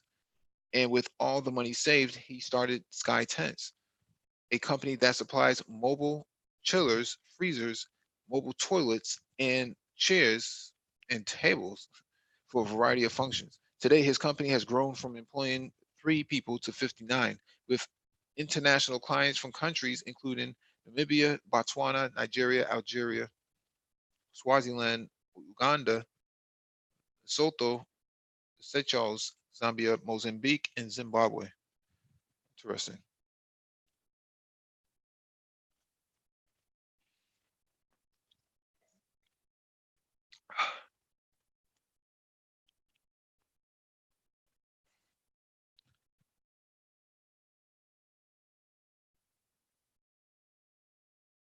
Hanizeli Modanko in Zimbabwe. From a sweets selling business in Zimbabwe to a founding a student cafe and restaurant in South Africa, 25-year-old Madango has experimented with so many business ideas. Thus, when he realized some of the challenges that SMEs experience with that affect their success, he decided to set up a business that would revert this. This gave birth to Sakil Mudango in 2015, a company that provides strategy, consulting, and business development and growth advisory for small businesses. The leading business consultant and business coach, however, faced some difficulties in the past with gaining the same air one would as an older entrepreneur due to his age. This affected many business ventures he had because he was considered too young. So he and his team had to work extra hard to prove their worth as businessmen. Now Modanko can can count a growing list of businesses he has worked with, including the University of the Witwatersrand Development and Leadership Unit. Interesting.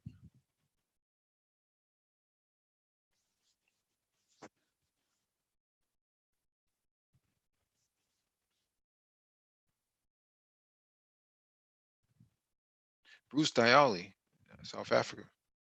The 29-year-old soil scientist and inventor is the founder and managing director of Bruco Global Development, an agricultural consulting company, which he founded in 2014 for the purpose of empowering previously disadvantaged people within the agriculture sector.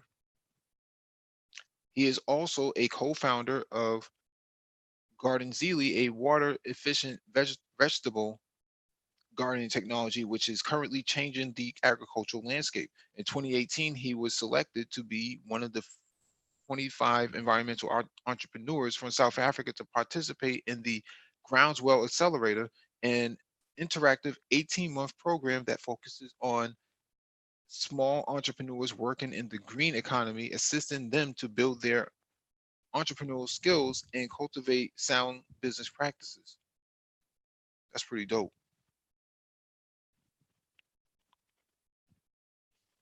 Called them a soil scientist.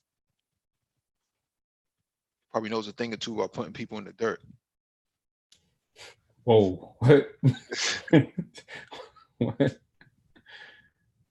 What's up, DE Raptor? Oh, DE's here. What's going on, bro? So look like, yeah. He's on mute. Natha Bizing Mosia, South Africa. The South African Ghanaian entrepreneurs company Easy Solar makes clean energy affordable to off-grid communities in West Africa. It offers high-quality solar products and appliances on a rent-to-own financing model that enables customers to finance their purchase over time by paying weekly installments. It's launching in 2016. The company currently operates in Sierra Leone, where more than 87% of its 7 million population live without electricity and in rural areas, and only 1% have access. With 35 employees and around 40 agents, Easy Solar has since provided electricity to over 40,000 people in the country. It's actually pretty good, man. Good business. I like to see those metrics on kind of what type of grid. So they said it's for offline people who are offline providing solar power. Trying to understand Well, how basically, managed. How were they able to? I mean, is this 3-phase power or just this is DC or? No. Basically, these are solar infrastructure, panels. These are basically solar panels connected to an IoT circuit, right? There's a box that is connected to the cellular that basically won't provide won't allow electricity to provide to the residency unless the user dials into a number and makes a payment over the phone. That's typically how it works. Okay. So that's an actual micro, I think what they call that, micro power grid. That's what they call it. Micro and nano power grids. Yeah. It's a little bit different because usually, because actually I used to work with microgrids in my last role. Usually there's some type of backup power, so some type of diesel engine generator, but there still is like some type of control system or some control network involved in delivering power, clean power typically. So I'm interested to know what the architecture is, like because I think it's probably wider scale if they're providing it for a large number of customers. So maybe some type of substation somewhere within certain places. Not sure. They're just saying solar panels, so that means that they're just popping these 2 or 3 solar panels on there to a tinfoil house, man. And you know, I've seen these type of things before, maybe like you have, but it's actually relatively easy. It's actually relatively easy to connect a Raspberry Pi to something like this and actually make it work. Okay. Although I don't agree with the business model, I get it. I'm just trying to think of the cleanness or the efficiency of that power that comes in, and also the seasons, right? Because parts of Africa, there's like a rainy season, the dry season. So how is it used year round, or is it more of a seasonal type of solution to electrical power? Temi Tope Ogosimo from Nigeria. Let's look at what this guy does. The 34-year-old developed the idea to set up Crystal Digital in 2010 after a difficult experience he had when he tried to secure his academic transcript. Right from there, he realized that he could develop a school information management system that would improve the storage and retrieval of academic records and would also enable schools to enjoy the benefits of digitalization. The company's flagship service, My School Portal, a web-based application for a school information management system designed for proper storage and documentation of school data, run in 50 federal government colleges in Nigeria and has more than 65,000 active student users. With annual revenue over $3 million and more than 150 employees, Crystal Digital's goal is to drive growth in the education sector by building a leading sub-Saharan IT company. That is dope. Hmm. That is definitely dope. It's so crazy how we take these things for granted here, because that just sounds like some type of informational database that you load data into and it's able to communicate with some type of web interface. Yep. So, but like, right, it's changing how Mhm. you know educational facilities and the adoption seems to be super like widespread. So it's Mhm. yeah, it is pretty dope. Yeah, digital infrastructure is you know the name of the game here. So Yeah. all right, get to the next one.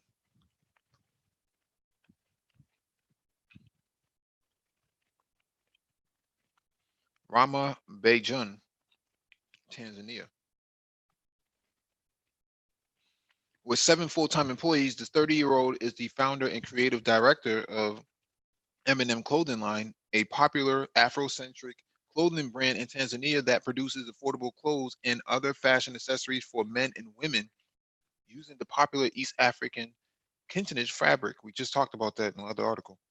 Apart from selling her products across East Africa, Beijing, who is also a youth activist, has been working with young people for quite some time, trying to solve problems, forcing them through governments and policy engagement. It's pretty good.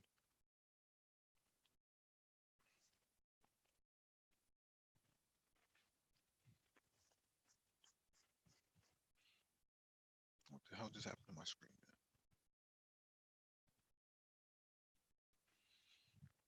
Jean Bosco Izimana of Rwanda. The 25-year-old is the founder and CEO of Habano Limited, a company that collects waste and turns them into affordable and environmentally friendly products in the form of briquettes and biogas that people can then use. He started his company in 2004 after realizing that people in his village, Katabi, did not have access to reliable and clean forms of fuel. Mana has so far employed more than 25 people and is working on expanding to other areas of the country to improve sanitation, as well as providing alternative fuels that can improve health and mitigate climate change in the country in Africa as a whole. This is we've talked about this some months ago. This guy and his goal, I mean his company, and I actually think that's pretty dope.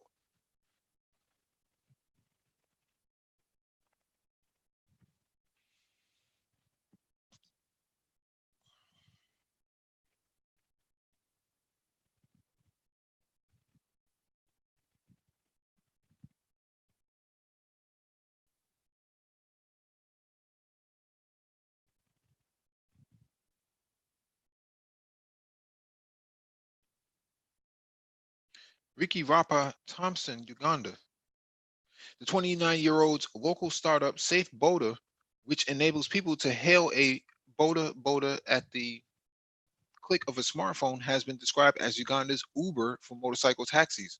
Since 2014, Ricky and his team has developed a network of Safe Boda riders who together have increased safety on the roads and increased the livelihoods of many Boda riders.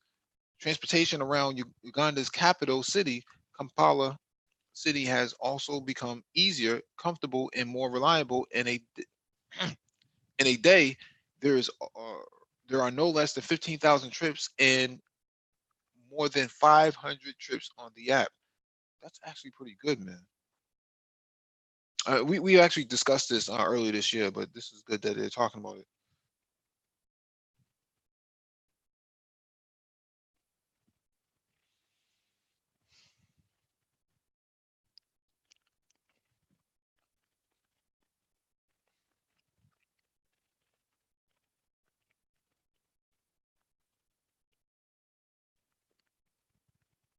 Ibrahim Ben Aziz Konate, Cote d'Ivoire. The 23-year-old is the founder of Poultry Dior, a company that produces and distributes fresh poultry products and agro foods. Their products are slaughtered, cleaned, packaged, and delivered all in the same day. He got the motivation for this business from a documentary in which he saw that Cote d'Ivoire continues to import poultry. Then he realized that there is a gap in the market that needed to be filled. Poultry Dior aims to sell chicken at competitive prices directly to the consumer. It's actually pretty good.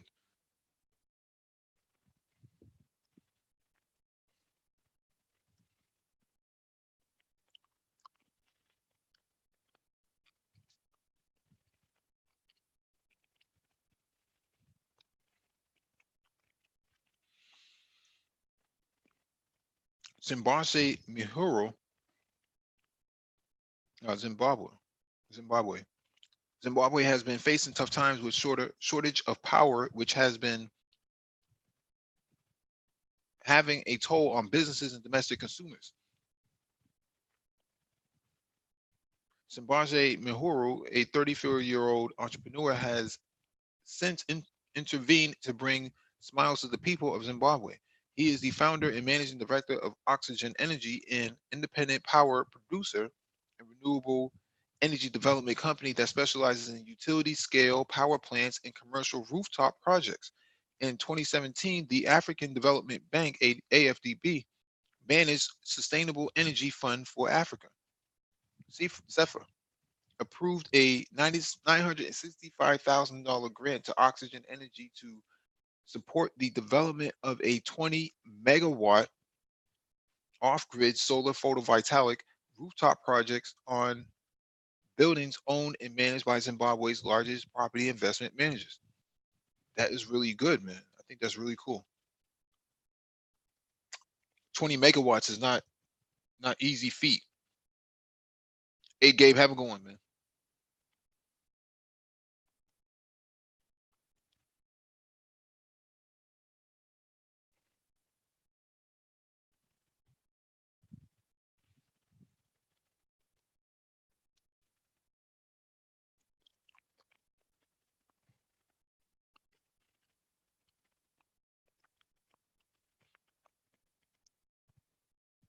Paul Kihiko of Kenya. His idea for Wing It, Nairobi, Kenya's first chicken wings only fast food joint, was born over lunch with friends.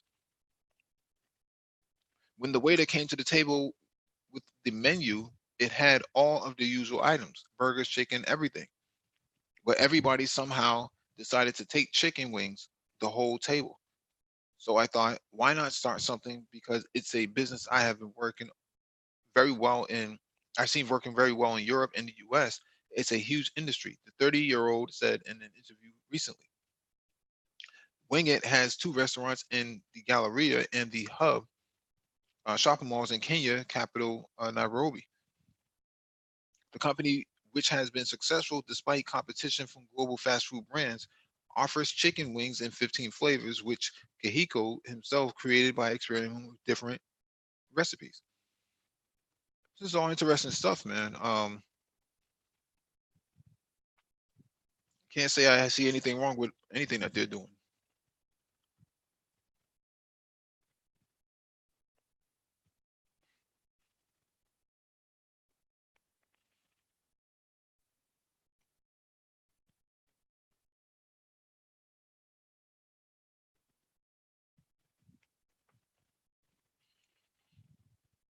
DE, you have anything you want to add, or you have anything you want to say?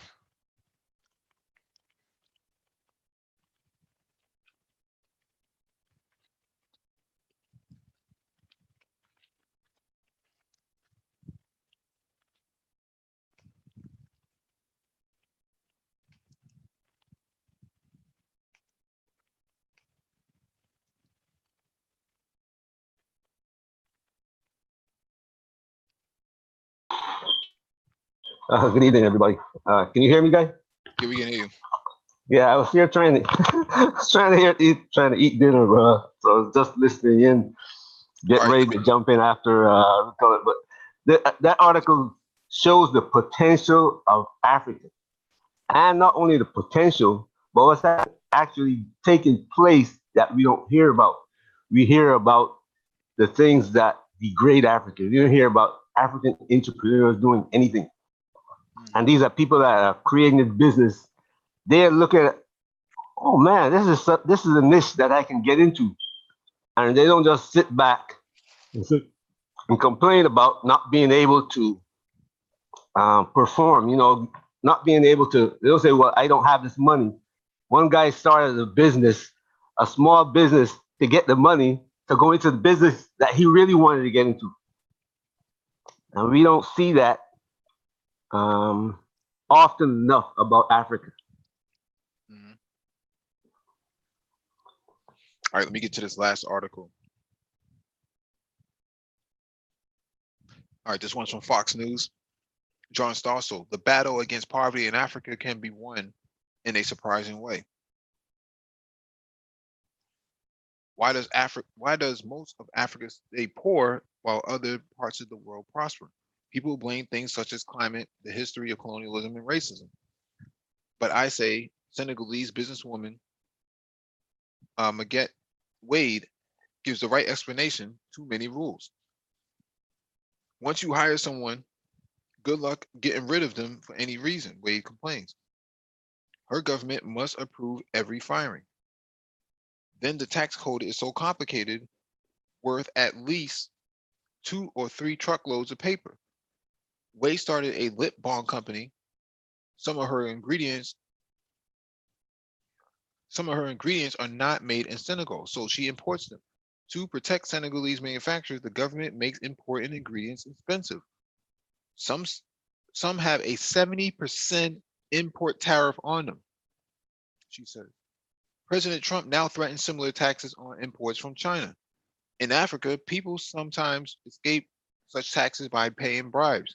We hear a lot of we hear a lot about African corruption. People complain about corruption as if corruption is a root problem, says Wade. I say no, corruption is a natural consequence of stupid, senseless, idiot laws. She says there would be just as much corruption in the U.S. if taxes and regulations here made it as difficult to do business as Senegal does. The only way to fix corruption is to simplify, advises Wade. Wade's business has survived because she was fortunate enough to find a helpful bureaucrat who pointed out a loophole. I went to see the head of customs and we started looking together, recounts Wade. Looking through the volumes of crushing regulation, they found a clause in one of the binders saying if you're exporting 80% of your products and if you've been in business for 2 years, you can ask for an exemption. Most people are clueless about these obstacles, she said, especially those in academia, Hollywood, and the news media. They have such strong anti-capitalism bias. To raise awareness about why economic freedom creates prosperity but regulation prevents it, Wade and the Foundation of Economic Education made a documentary titled "Made in Mackay." Mackay. In it, she asked, "Why is it that a couple of decades ago China was at the same level as most African countries? Countries like Singapore made it, Hong Kong made it, even a place like Dubai. Bare lands of desert sand, all of a sudden Dubai is one of the financial centers of the world." You're like, what? What happened here? She says booming places like those understood that they wouldn't create prosperity unless they made it easy for businesses to operate. But international aid organizations have a different solution. Wade says they often make Africa's problems worse by adding rules. The United Nations Sustainable Development Goals include things like inclusive and equitable quality education, climate change, and gender equality. I remember that Obama tried to push that down the throats of Africans back in 2013. We have change around our necks. No one is seeing it. Then they want to come in. Then they want to come talk to me about inequality. We need greater economic freedom. Governments send $50 billion a year to Africa, and businesses offer Africa free goods. Tom's Shoes promotes itself by sending a pair of shoes to Africa for every pair you buy. Wade says, I know it came from a good place. I get it, but you can just think further down the road. She points out that a result of Tom's charity is that African shoemakers go out of business. You can't compete with free. But donation promotion has become trendy among Western businesses, says Wade. Now you're seeing it with tampons, seeing it with soap, and with everything. Africa becomes dependent instead of self-sustaining. It would be better, says Wade, if Westerners simply encourage African governments to stop strangling their own entrepreneurs. If I have a job, then guess what? My malnutrition problem goes poof. Even access to clean water goes poof, says Wade. Instead, the business climate sucks so much that people like me can't do that work of creating companies and jobs. Very interesting perspective from this woman.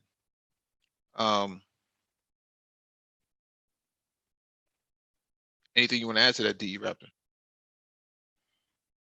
I got a problem with part of what she's saying because she want to go in there, set up business, make as much money as she want to make, and when necessary, take her money out of the country. The government doesn't want that. That loophole she found says if you export 80% of your manufacturing. So guess what then? That's bringing income into the country. That's bringing foreign resources into the country when she exports. So actually, the other way around now, when she is right, when the shoe company gives away a pair of shoes, it's not doing it because it's I'm a good donor. It's doing it because it gives away a pair of shoes, kills the manufacturing base for shoes in Africa. And not only that company, but all other companies can come in and sell shoes in Africa. That's what happened to clothing in Africa. That's why you see clothing businesses, clothing production all over Africa is what destroyed. Because the United States is not only the US, but they allowed clothes, mostly used clothes, to be dumped in Africa as what they call it now, charity. Everybody was dumping used clothes in Africa as charity till they destroyed the clothing manufacturing business in Africa across the continent. Now, the Chinese have to come in with the clothing stores because now the clothing store is becoming more expensive to produce clothing in Africa and China. So they put the clothing stores in part of them in Africa. Even shoes being manufactured in Africa now. But this is the thing that faced the African. The African really don't have the big resources like the foreigners. And she talked about Singapore, but taxes in Singapore, nobody talks about that. That's why it's so expensive. It is expensive as hell to live in Singapore. No. I think what she's saying is that African countries can be like Singapore from a development standpoint, right? Singapore went from being very impoverished and a strip of land to being very prosperous because of its taxation, tax laws, and economic policies. Yeah, but those tax laws in Singapore bring in revenue from outside the country. You understand what I'm saying? That it allows people to manufacture goods in Singapore, sell it outside the country, and bring in income, which is what Africa needs. The donation and the charity is all well and good if you're down and out. If you're say in the Congo, and Ebola destroyed the country, or if you were in Tanzania this year when they had a huge hurricane, you know, then that's good. Mhm. You see that even here in America, you know, one state will send if Florida, like, let's be prepared for a hurricane. If that hit, you know, all the states going to send something here to help out Florida, and Florida does the same thing for those states. But that charity doesn't continue after the hurricane passed, Mhm. and the need for charity is gone. Mhm. So Africa, they gotta stop this foolishness with the charities are killing any kind of manufacturing in Africa. That's what Mhm. charity is doing. Part of what she's saying is correct, but I have to agree with some of the government policy. You have to have something that you can export to get income from. Mhm. If you're like, then you don't want to be in a position where um like France or Britain, you know, where you're taking resources going to England, and then they're giving you some charity. It's going to end up in the rich people's hands. Mhm. And the charitable donations, the people at the head of the charity is making tons of money. It's not helping the basic African, you know. So you gotta, there's this thing in Gambia where um, they are encouraging people.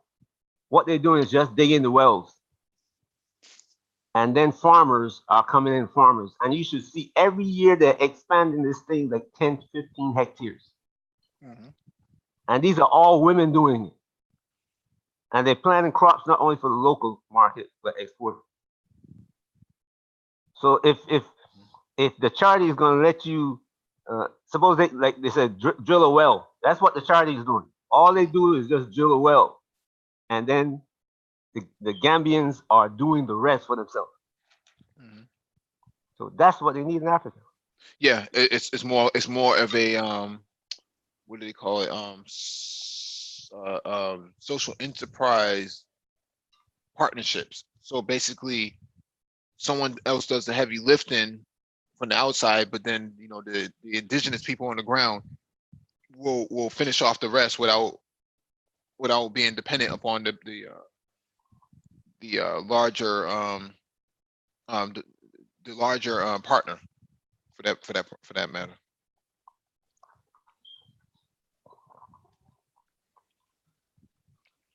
But yes, this is a whole discussion is actually very interesting.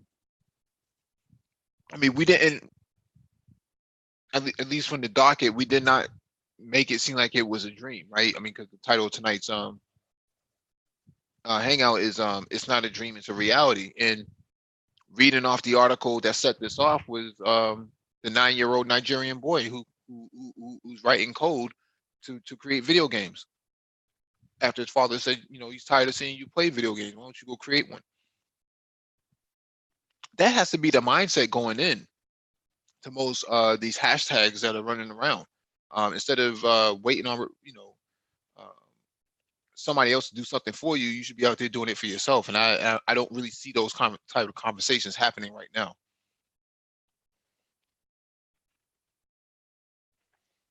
That's true. What happened? We you see, I don't know. I can go in depth with this thing, but it's Hmm. gonna get a lot of people upset. I don't want to get a lot of strikes. You know what I'm saying? So, Hmm. but we have come to this point where we detest Africa, Hmm. but we like hearing the bad news about it. Nobody wants everybody who will stand back and say, "Look at Africa. They're not doing anything. They're only doing that." These people may have a degree in medicine, but um, they don't say, "Well, let me sponsor." Um, I don't know, the University of Ghana. Hmm. It doesn't cost a lot to sponsor a nurse or a doctor. Hmm. You know what I'm saying? To go to medical school. in Africa. Mhm. And your contract with this guy is going to say, look, after you get a medical school, 5 years of your life is going to be dedicated to being a doctor in Africa. If you want to leave after that 5 years, go somewhere you go. Mhm. You know,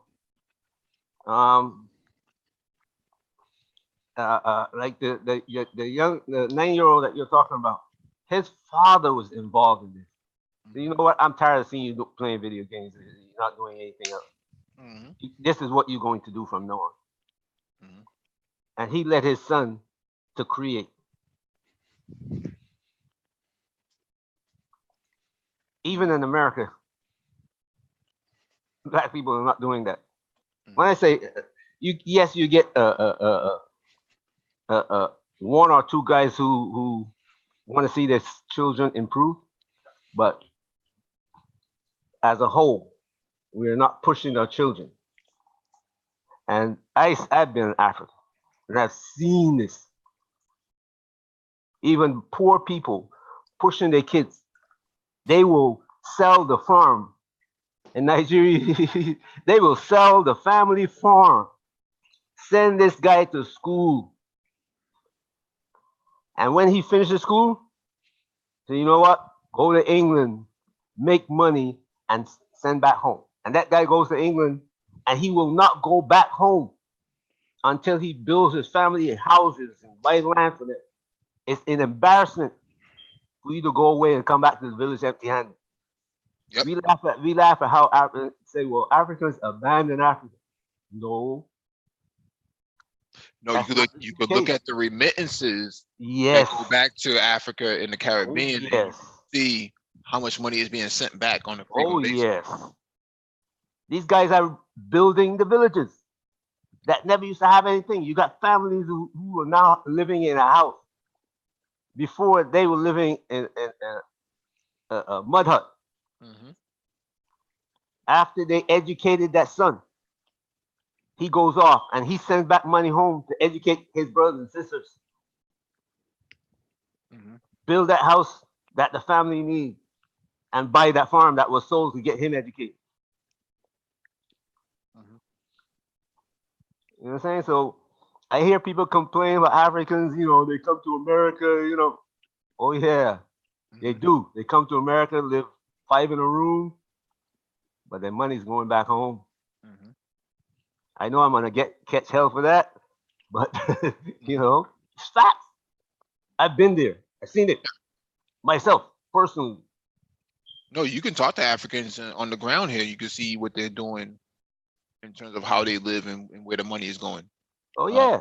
And if you can't send money back home to buy land, you can't go back home. You Mhm. you are embarrassed. You're actually embarrassed. Mhm.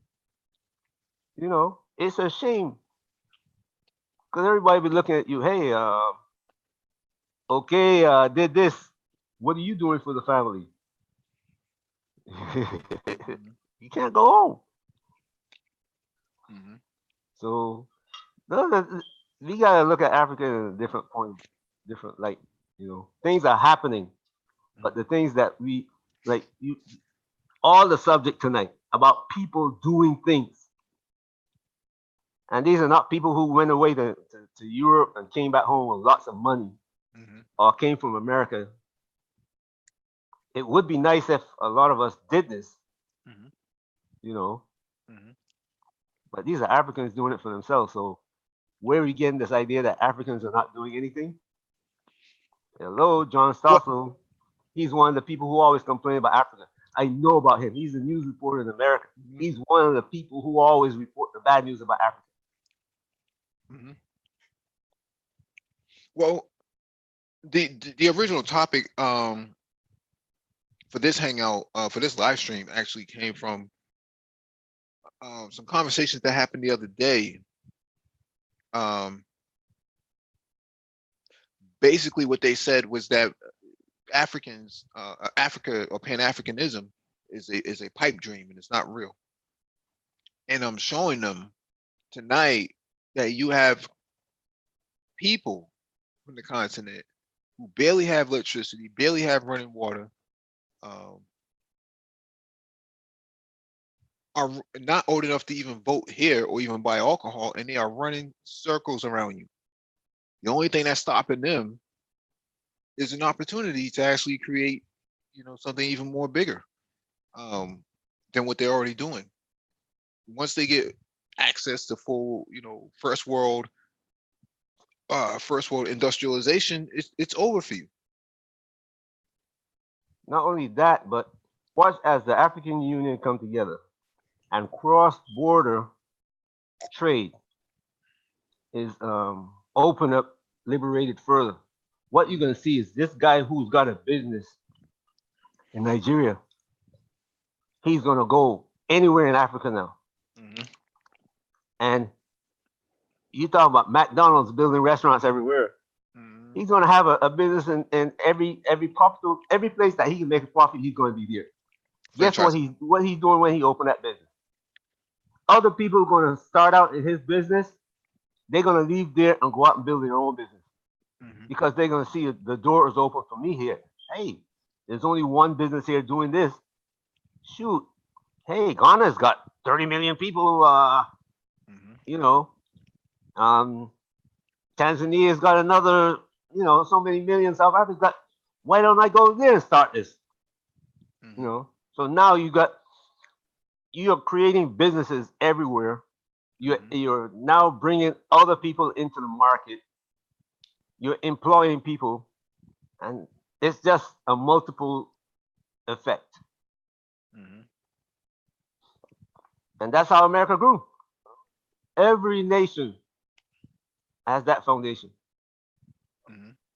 Because the Europeans, when they first the industrial revolution started, Europeans wouldn't let the secrets to the factories come to America. Mhm. America had to. I don't know what people talk about now that Chinese are stealing our secrets. America stole all the secrets Right. from Britain and France. Mhm. That's what they did. Mhm. And this is nothing new. You have to.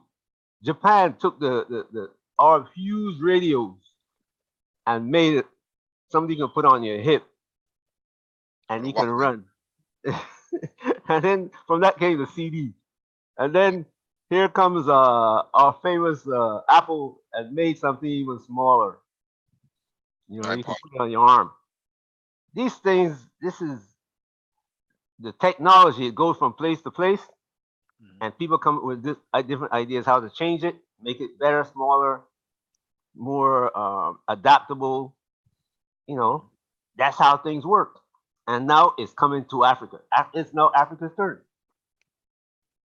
Right. You know, and nations rise up. A lot of people don't study history.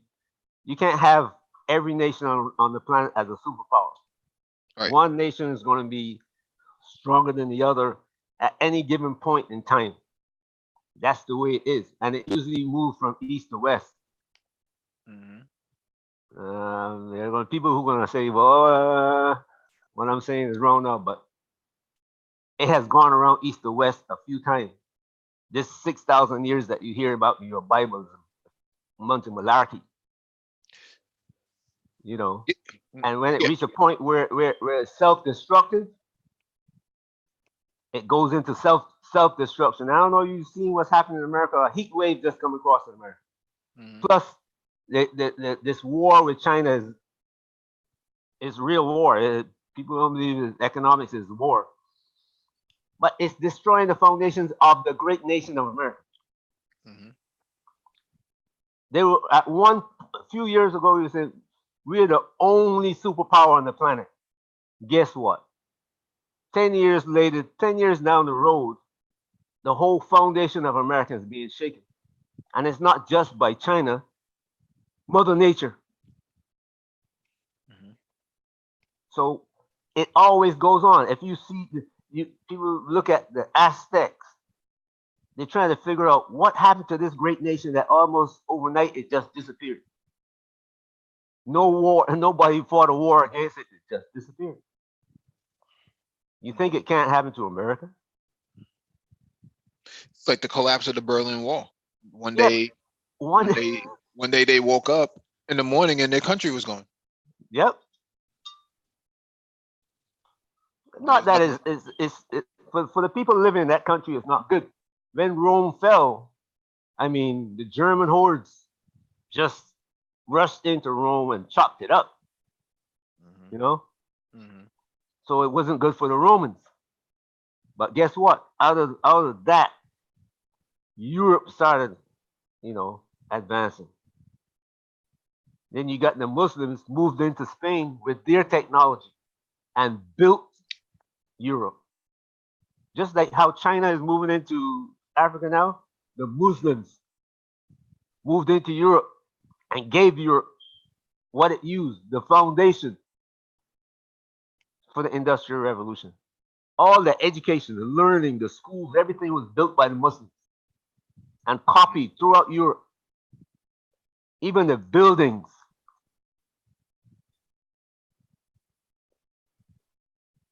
Yeah, America, Europe had no infrastructure. right. So that's the way it is. It goes from, it, it's just a process that Mhm. must keep moving. Today is America's turn to be the superpower. China or Russia or India or Africa. And China's turn at the top is not going to be as long as people think. They might have probably about 10, 20 years. Mhm. The problems that they have now are what going to limit them. Africa don't have those problems yet, but the Europeans right now are planning to institute those problems, to bring those problems to Africa. They're trying to kill off the young people, trying to bring African women into the so-called liberation where they Feminism. don't have children. And Feminism. that's going to be the biggest problem that will keep Africa limited. Mhm. And you read an article there about this German who was trying to reinstitute colonialism. That's the other one. And I'm hearing more and more people preach that. Even the House of Lords, I heard one Lord talking about that foolishness. Oh Lord. And after her, the idiot, the prime minister, the one that just left office, she went. Then the prince went with Megho to preach this thing about um, giving Europe land and to build and provide jobs. Africa don't need jobs. Africa needs Africans who are going to be have the same entrepreneurial spirit that you were just talking about. Mhm. All these articles dealing with Africans doing for themselves. You don't need jobs. It's proof that Africans can do for self if you're not destroying him, trying to destroy him from externally. And the government has to produce, the government has to make those laws to keep their country from being destroyed internally from people outside. Free shoes are okay, but we want to make our own shoes. Right. Now, free shoes would be fine if you transferred all of your intellectual property with it to the countries of origin or the countries of destination. Then that would be fine. But it's easy to just dump shoes in there and then push your brand while inadvertently destroying the businesses on the ground. America would never tolerate Chinese cars coming in at $5,000 brand new into America and usurping the dealerships of GM, Ford, and Chrysler. They would never tolerate that. Oh yeah, I want I want John Deere tractors to be built in Africa. If you're going to build John Deere tractors, if you're going to sell John Deere tractors in Africa, I want them built in Africa. Hmm. At least two factories, one in South and one in West. Hmm. I want Boeing. Since Africa is going to be buying a lot of airplanes, I want Boeing to be building airplanes in Africa. Hmm. Airplanes. When you buy an airplane for a 787 or a 777, that airplane costs a lot of money. 777 is $500 million. Hmm. And if Boeing invests 100 billion in Africa to build that airplane, assemble that airplane in Africa, Hmm. That's a lot of money, knowledge, and technology going into Africa. And that's what the African Union got to do. I suggested that to this guy in Ghana. He used to, well, so this guy in Ghana, he was trying to get a Boeing to build a repair facility in Ghana. Repair facility is okay, but I wanted to build a manufacturer where they assemble the airplane. The 737. We want to assemble all the 737s that when built that be sold in Africa, in Africa. The 787, 797, all that gonna be sold in Africa, built in Africa. Just like how China got the EU to build. You're gonna buy your airplanes, okay? Assemble them here. The 320, assemble it here. It's creating jobs in Africa, and the knowledge of the people who working on those airplanes, who can then go on and build their own airplane. You know, in the United States, we have vocational schools that teach airplane mechanics in as little as a year. Now, what scale they work on, it could just be pilot planes, cub pilots, and stuff like that, sport pilot planes. But the point of the matter here is they have it all the way up into jet engines. So I say all that to say that I think there is an opportunity from a foreign policy perspective to actually train those Africans to work on airplane mechanics, aerospace mechanics, and then they can, you know, they'll have a demographic that actually has a better understanding of flight transportation, where they can actually start, you know, of the process of building out an industry. Because now you have the mechanics available. Now you just need the designers and the engineers. Shoot, me and my brother came here. My brother went to aviation in New York. We moved to Florida. He started working for Midway Airlines, and I started working for another company in Florida. He got his captain license. He flew airplanes in Germany from the L-1011 to now he's flying the 737 here in Florida again. In between that, he owned his own company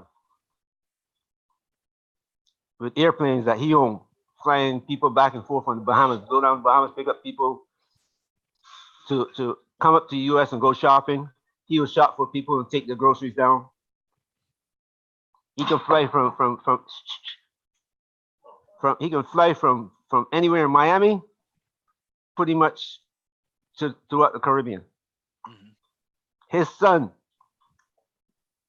went through the same process. I told, look, learn to fly, man.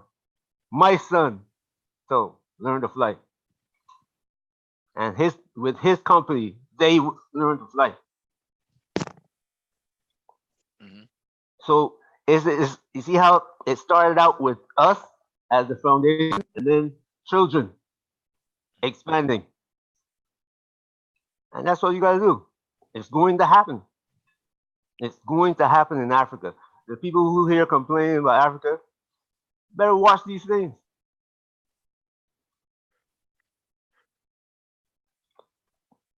Well, I think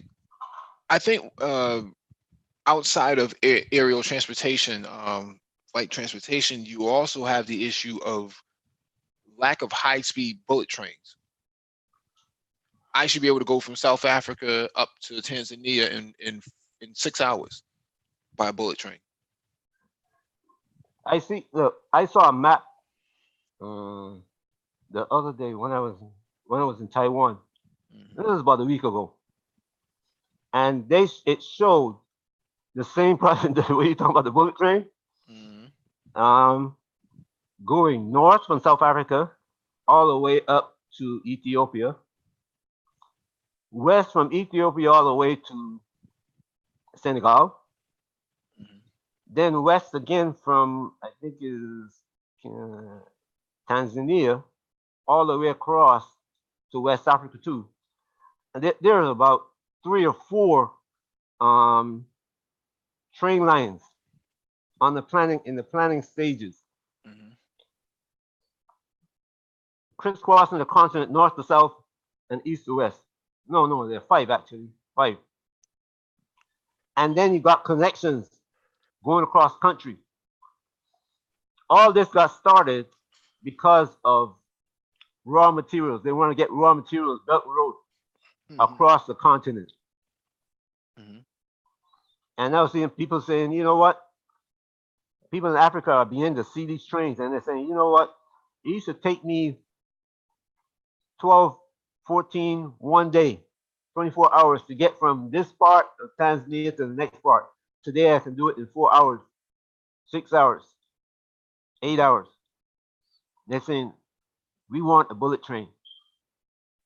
And the Chinese with the plans. So it's coming. Yeah, yeah, definitely. There's a lot of opportunity that's going to be there. We've talked about this many times before, but a lot of Black Americans are in a very peculiar position because on one hand, they're not organized here beyond social media to even affect change in growing emerging markets. Then the continent that they've isolated themselves from is growing rapidly as we speak with all types of investment. So you find yourself on the outside of a growing market, and you also are not prepared for those emerging markets as well. You see what's happening. What's happening here is that we got a segment of Black society that's being left out in America altogether. Period. You know, I like to give it 10%. Paul would say 1%. Mhm. But there's a segment of Black America that has been abandoned. It's serious. Yes. And the same thing can happen in Africa. Is Mhm. that by the time they are forced to go there, people there are gonna say, "Hey, we don't need you. When we wanted you, you didn't come." Mhm. So at that and when that time comes, everybody who Black American is gonna have a passport to go to Africa anytime you want to. Mhm. That time is coming too. You can Mhm. get on an airplane, show up in Africa, in some African country, they're gonna stamp your passport and you're gonna walk through. And somebody gonna tell you, like they told me, "Welcome home." Mhm. And every time I go, "Welcome home." You plan you going back?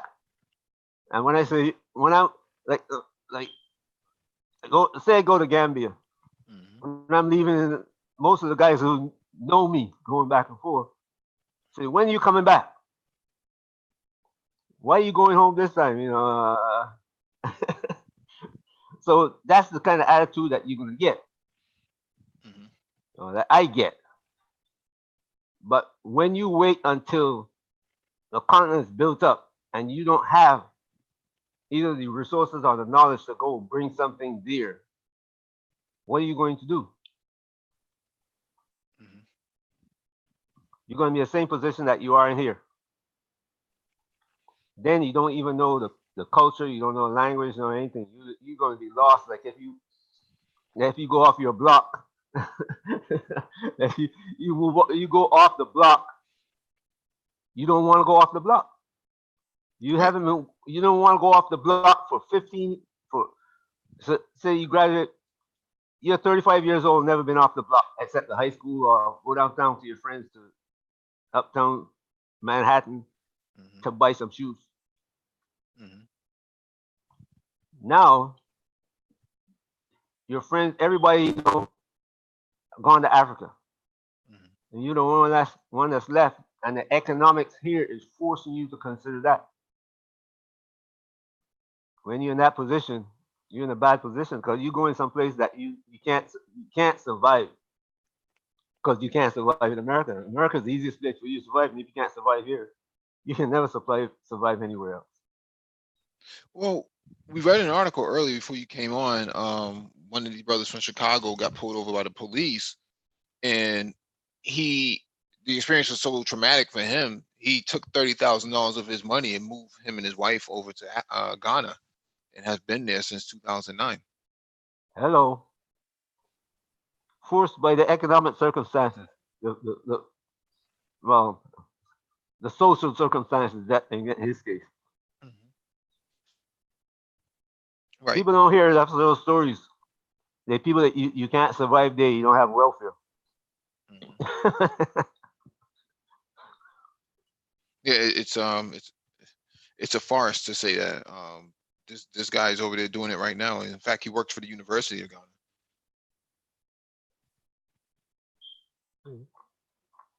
And he's in a unique position now because the African is going to look to him for knowledge about America. Mhm. Somebody who wants to go to America to say start a business.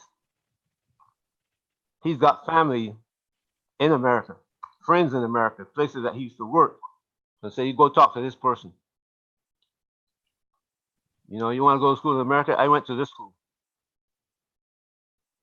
That connection is there. Mhm. Let me go through and acknowledge everybody who has joined the chat. See if anybody's waiting in the queue. Nope.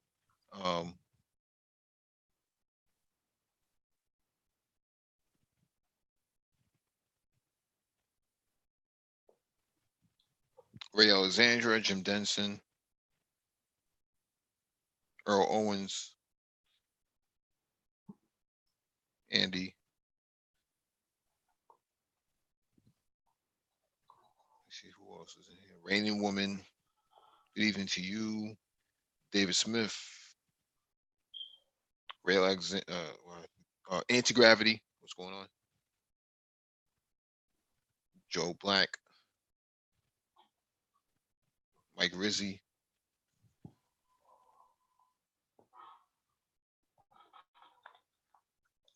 Um, Women of the Past. Good evening to you. Rose Golden. What's up, man? Um, yeah, that's about it. I think we covered just about everything so far. We don't have anything else to cover. But Germany has a lot of audacity to think that they can go back into Africa and do that again. It's just a different time. It's not the right political climate to do so. Talk about colonialism. I think that's crazy. Yeah, the thing is now that before you could talk about things that 20 years ago you could talk about things like that and it would be accepted into a discussion. Today, as you can see in the article you read, he came out with that article and everybody, there's, it might be three or four, well, two or three people who, yeah, it sounds like a good idea. We should think about it. But the vast majority of people say, hey, look, take that colonial stuff and and, and, and throw it away. Hmm. Nobody wants to hear that stuff anymore. Increasingly, more people are saying, look, your old ideas are antiquated. Keep them in your head. Hmm. Yeah, they're very much incompatible with modern and future political structures. It's not a viable task. I mean, how would Germany be able to control something like that anyways? Um, Germany could barely control what's going on in the European Union. You want to go across the pond into a continent with 1.5 billion people? I don't think so. He's talking about overcrowding. Huh? What? Africa got the capacity to feed 3 billion people. Hmm. And right now, there's only what? They're claiming 1.2 billion. So they can kill off as many as and still saying we still got 1.2 billion. Hmm. but we have the capacity to feed the whole planet, just Africa alone. Mhm. The only other landmass that can do that is in Russia, and most of that is not accessible at the moment. Mhm. You know, between Russia and Africa, there are no people, really no people. There's some places I drive from say Gambia, because people know about Gambia or Ghana. Mhm. You drive from the east from the south to Kumasi, Yep. and 3/4. I mean, except on the road itself, if you go off the main path, no people. Very And if you sparse. yeah, if you go further north, even less people. Mhm. I drive from Banjul upriver, all the way upriver, as far as I can go, 200 kilometers, and I don't know, 30 kilometers outside Banjul till I get halfway up the river. I don't see people. I might see cars driving and buses driving, but no people. That's how big Africa is. When you can drive outside the city and you see no people, 50 kilometers, nobody. I've driven past a road where I see people bring their food stuff to ship to the city, park it beside the road, and leave it there. Nobody touch it until a truck that's supposed to pick it up comes along and picks it up. That's the honesty of the people. You have to, because of the consequences are so high too. I mean, Oh, of course, you don't accept that kind of foolishness. yeah, that a machete going across your back can be the difference between you waking up tomorrow and being in the hospital. But Africa has the landmass. I mean, uh, and if I see China using some technology to recover some of the desert, Yep. and if they start doing that in the Sahara, you got a landmass twice as big as the U.S. that's going to come back online Mhm. to grow food. So guess what? You know,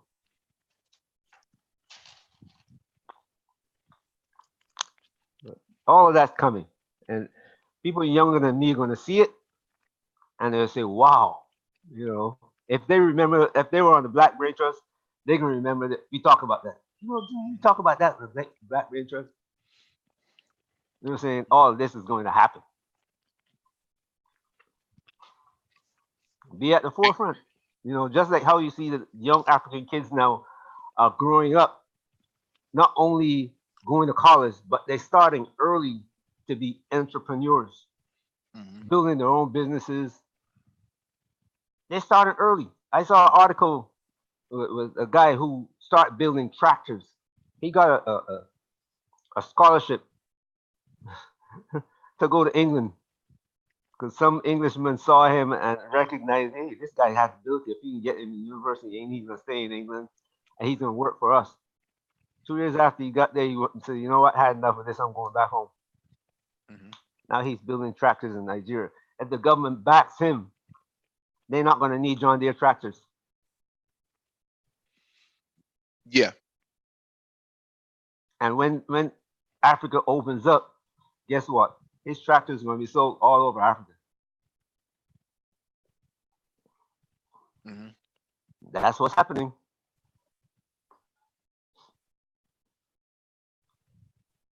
Yeah, I mean, it's a hard discussion to have because they're so reluctant to information that would actually enhance them. They would much rather argue about a tweet or something or some other comment that someone made on social media than to actually sit down and have a conversation about this. So You know, I'm one of those people who I'm going past believing now. I know mhm, it is time for change. We passed that discussing what, you know, beefs we have between each other, mhm, what arguments, little arguments we can have between each other. You know, the gang thing is over with. No blues no more, or reds no more. Right now, it's just us.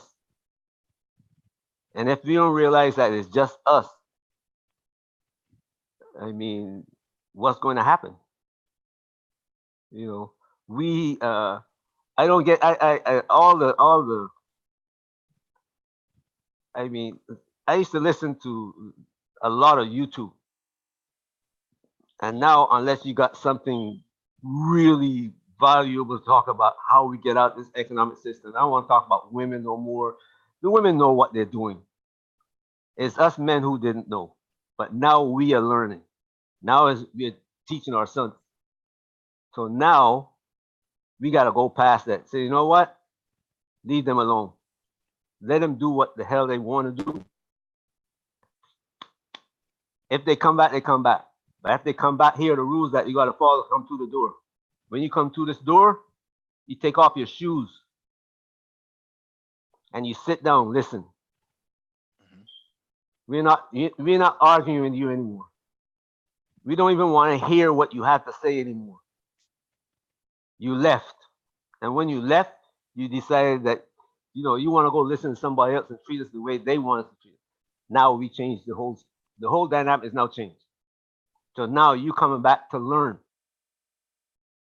You are coming back to learn. And this is the way we are doing things from now on. Women, the children, us,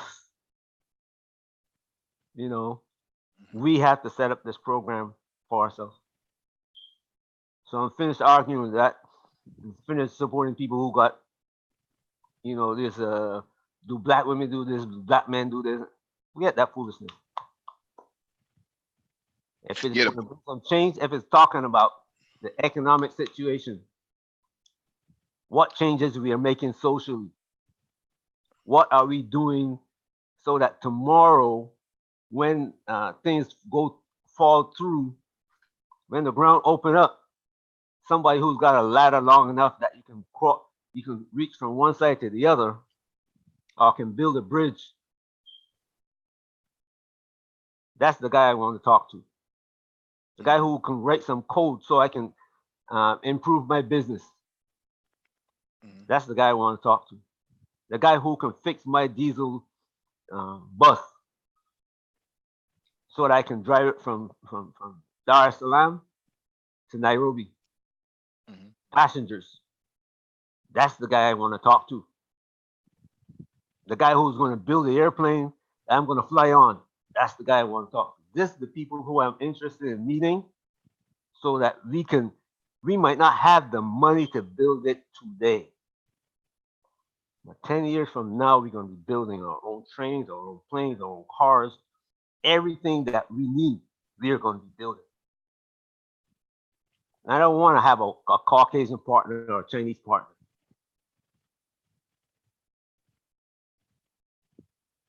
I prefer one of my own. Even if we don't agree on how to do it, once we sit down with some sense and say, look, this is the best way to do it, say yes, so, open mind, we go from there. We sign a contract, say this is what each one of us gonna put in, and this is what each one of us gonna take out. That's the guy I want to talk to. No more discussing women. No. Mhm. Yeah, the buck stops here. I mean, that's just the way it's going to be going forward. So,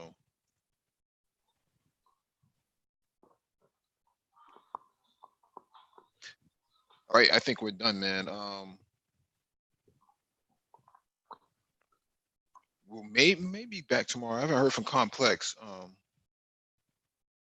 He hasn't spoken about whether or not he's going to have a cannabis chat tomorrow. But if anything, we'll post it on the community page. Make sure you check out the community page too, because there's a lot of things posted on it this week.